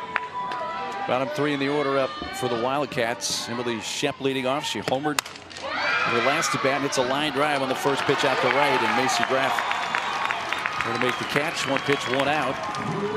The Arizona 6th. You know, I mentioned OU beat Florida State last night, which reminds me, a week ago tonight, you and I were in Tallahassee when Auburn and UCF played until 3 a.m. So we closed out the Saturday regional play in Tallahassee a week ago. We're going to get to do the same tonight, thanks to a weather delay earlier here in Stillwater on a super regional Saturday. I mean, why not make it back to back? And we heard a song before, like Closing Time. They were playing that. You know, that's appropriate for us during the postseason run here. And turnabout is fair play. Because that game last Saturday you and I did went past midnight, it actually slipped into my birthday. We're about an hour and 45 minutes from the start of your birthday, so just a little early, but happy birthday for tomorrow. Carol Brother. But if we were on the East Coast, we're only talking like 43 minutes away from your birthday. Well, thank you, partner. My fellow May birthday. Yes. And where else would we like to celebrate our birthday besides the softball field? Nowhere else. 2-1 pitch. Well, Lexi Kilfoyle, this is a different Lexi Kilfoyle than we've seen in the entire Super Regional. Coming into this inning, last night in 5 innings, she threw 67 pitches for the whole game on the complete game win. 45 of those were strikes. And last inning alone, she threw 31 pitches, and only 20 of those were strikes. And wisely, Caroline Wong is coming out to talk to her pitcher. She just has not found that groove, that rhythm. She's not settled in since we've had the lightning delay. But you take a look at what she did last night. She was lights out against Arizona. Those 3 hits were all singles. The 1 walk she gave up, the only walk she's allowed in the NCAA tournament.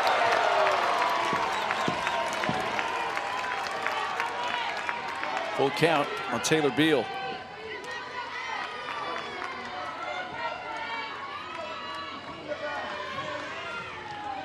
It's 50 pitches of this outing for Kilfoyle.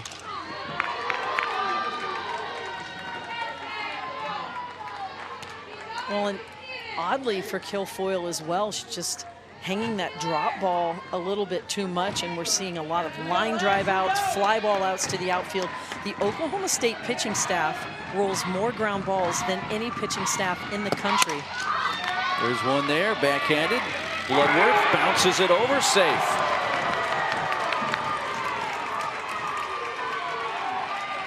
Beal able to beat it out, and she is aboard with a one-out hit here in the bottom of the 6th.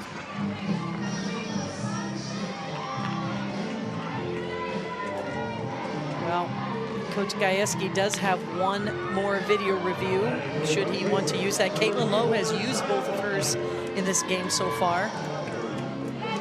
Coach Gajewski decides not to use it. 9th spot in the order is up. Kaya Altmaier, she shortens up and takes ball 1.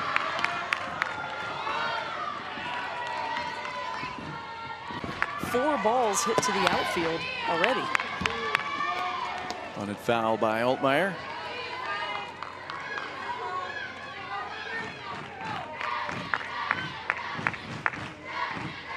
Well, does Arizona have a big late rally in them to set up a decisive game 3 tomorrow here in Stillwater?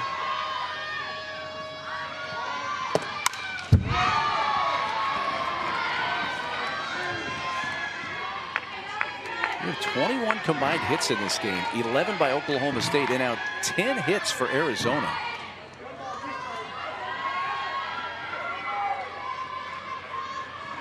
Beal on it first with 1 out, and 1-2 from Lexi Kilfoyle.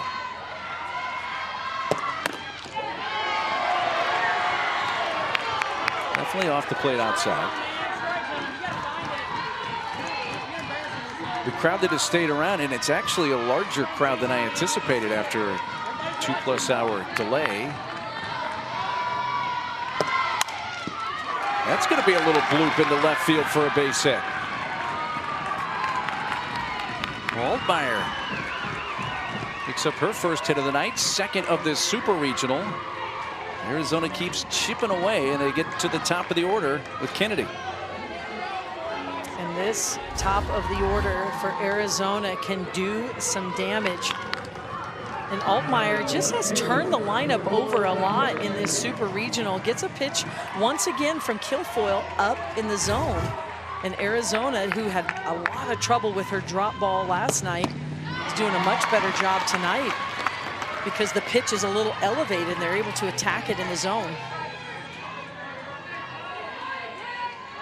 Well, the last batter that Kilfoyle faced before the weather delay was Arizona's Dakota Kennedy, and Kennedy was very uncomfortable in that at bat. She eventually hit a little roller back to the circle and was thrown out. But what a huge spot here for Arizona, Carol. If they are going to fight back in this game, this is the part of the order they want up right now. There's no doubt about it, and I have just loved watching Dakota Kennedy's at-bats this entire super regional. She may not always get the results she wants, but she is locked in. Such good plate discipline. She's drawn over 40 walks this season, and when that ball is in the zone, she is barreling it up. All Pac-12 first team this year, all Pac-12 defensive team. It's a strike, and it's 2-2. Had 2 hits earlier in the game, both off the starting pitcher, Ivy Rosenberry. Including a double in the first and a run scored and an infield hit in the 3rd. Ground ball towards short, shoveled to 2nd for 1. To first, they won't get the speedy Kennedy, but Oklahoma State will take that exchange to get the 2nd out of the inning, and runners will be at the corners for Shockey.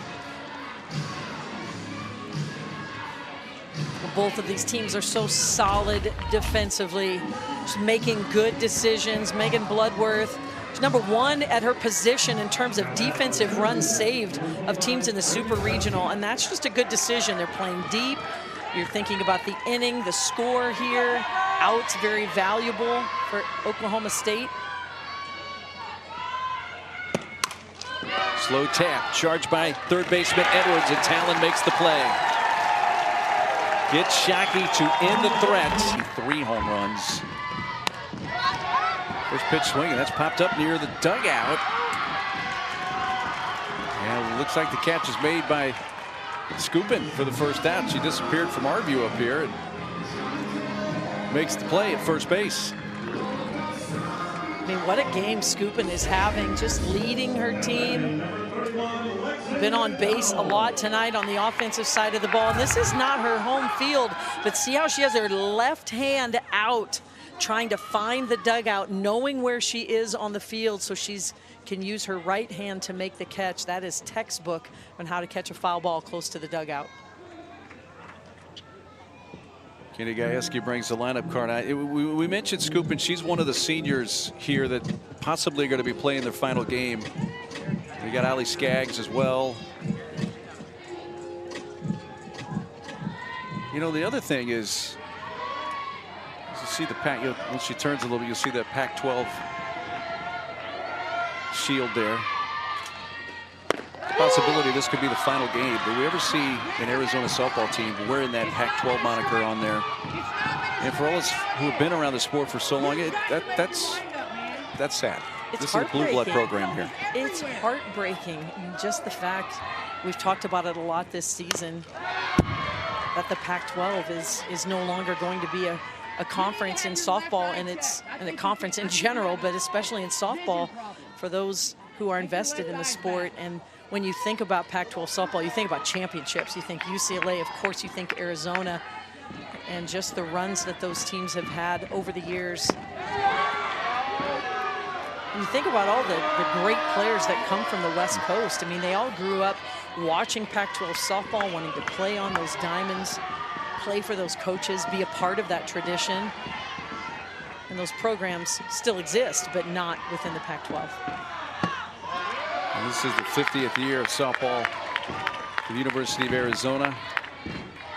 And if Arizona's season does come to an end here tonight, obviously UCLA is going to Oklahoma City, so they're going to continue to represent the Pac-12 for a while. And Stanford may do the same. We'll see what happens tomorrow. With 8, that's 20 titles right there. And 5 Pac-12 teams have won a national championship. So a lot of history. And again, there will at least be one Pac-12 team in Oklahoma City later in the week. But it's a lot of history that's going to disappear in some ways. And just the fact that the entire conference can say every one of their schools has played for a national championship. They've been to the Women's College World Series. There's not many conferences across the country. There's 32 Division I conferences, and not many that can say that, and certainly not the amount that have won that many titles. This matchup will be a Big 12 conference game next season. Pulled foul.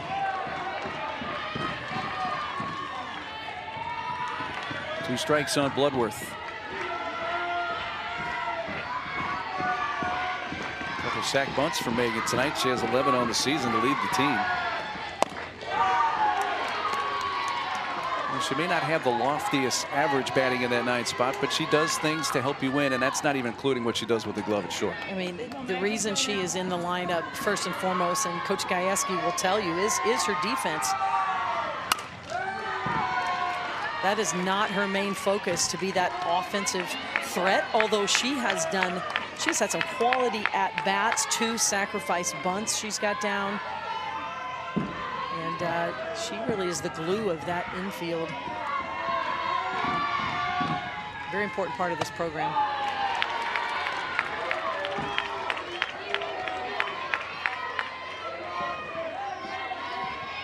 Here we go, Max. Let's go now.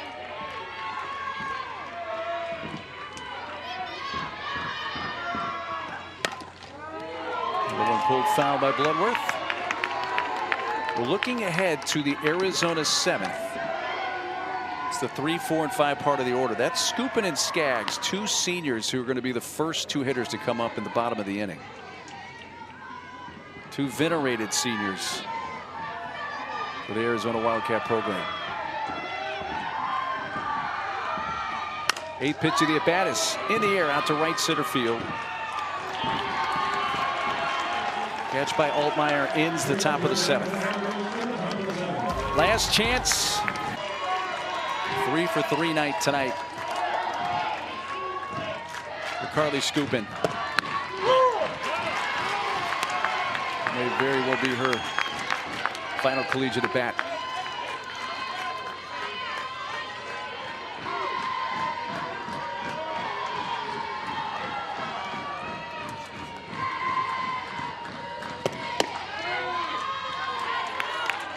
She has been locked in tonight the entire game. We just saw the catch she made last inning over by the dugout. 3 for 3 tonight.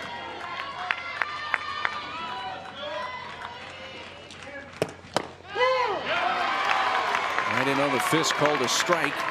1-2. And talking to her this week before the game, she said, look, we know Kilfoyle is going to throw the ball down in the zone. I want to make sure in my first at bat that I'm ready to go. Little excuse me swing rolled out to first. And the shovel by Godwin to Davis. And the collision there between Skupin and Davis. But Davis hangs on, and that's the first out. So they retire Skupin for the first time tonight. We have an awkward play over here on the 3-4 hole. Well, excuse me swing from Skupin, but in this case, there's no need for a throw there. Carly Godwin could have taken that herself, stepped on the base or dove for the base, but with Rosie Davis coming over, she has so much momentum. Couldn't avoid the collision there. That could have been a lot worse than it ended up. Here's a senior from Louisville, Kentucky, Allie Skaggs. Team leading 14 homers. A couple of years ago, led the Pac-12 in 2022 with 24 home runs.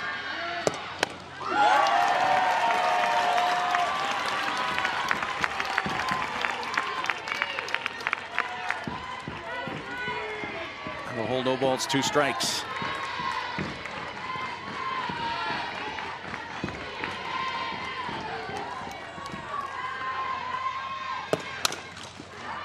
I love this story Allie told us yesterday or 2 days ago. After she had that 24 home run season in 2022 to lead the Pac-12, she said, you know what, I had 13 errors that season. And I said, I'm going to go to the offseason and I'm going to work on my defense. And what happened the year after that, last year? She was the Pac-12 Defensive Player of the Year. And the Rawlings Gold Glove winner as the best defensive second baseman in the nation.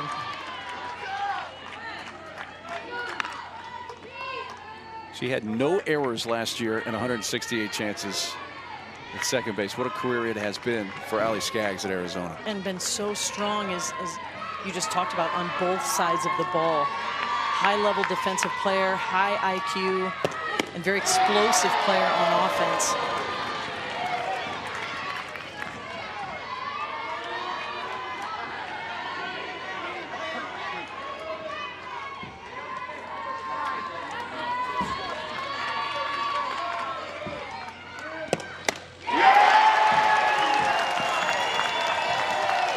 Oklahoma State 1 out away from a return trip to Oklahoma City. And Lexi Kilfoyle has settled in this inning after a rough first inning, and she's working on her rise ball, going upstairs in the zone, and Skaggs cannot lay off.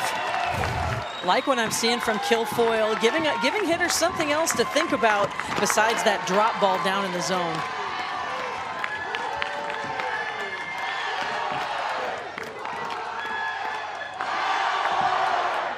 Olivia DiNardo. The Cats down to their final out. Ground ball to third. Edwards throws to first. And for the 5th consecutive time and the 15th time in school history, the Oklahoma State Cowgirls are headed to the Women's College World Series.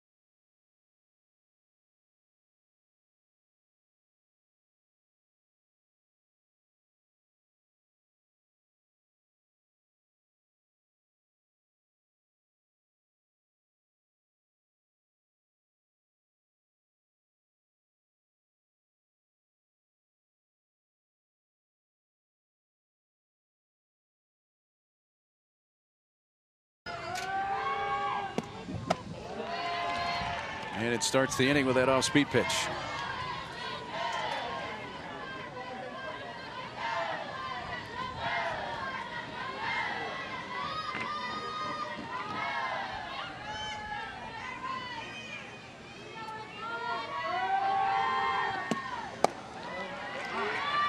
Not afraid to throw it back to back, and that has been the pitch that has been her best pitch tonight. And like Kilfoyle, she really tunnels it well and really releases it well. Good motion, can't pick anything up off her motion. A lot of times with you throw a changeup, you slow everything down so hitters can pick it up, but not with Mannon. But her ability to not have as much command with her faster pitches, her down pitches, her pitches up in the zone, that has, you know, she's been pitching from behind a lot more because of that.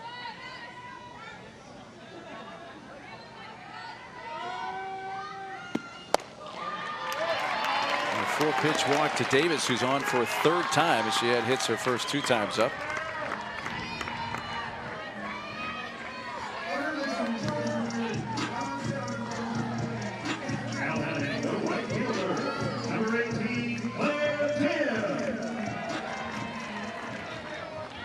Bring up Claire Tim, who homered right center field last time up, and that was number 10 on the season for her.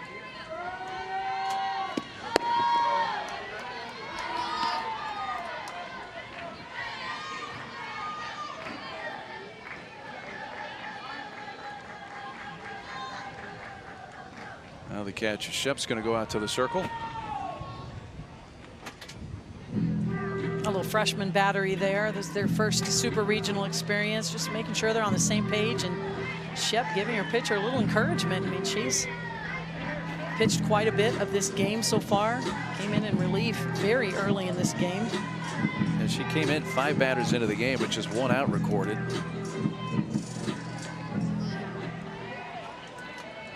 You know, batter on for OSU. That's 7 of 9 times this weekend here in the Supers they put the leadoff batter on base.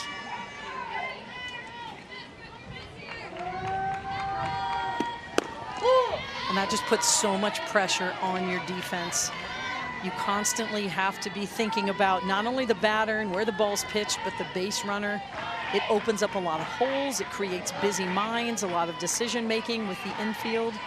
And this Arizona defense is one of the best in the country, but when you add that layer. That's headed towards right center field. It skips past the center fielder, Shockey, to the fence, headed for the plate. Here comes the throw, a head first slide, and Davis is in, scoring on a Claire Tim double to make it 8-3.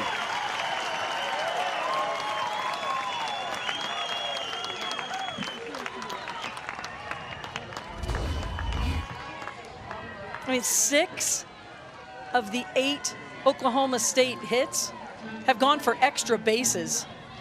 And Claire Tim gets her 2nd extra base hit of the evening and shows you she's balanced. She barrels it up. And with the speed of Rosie Davis, I mean, this relay doesn't get any better than that from Arizona.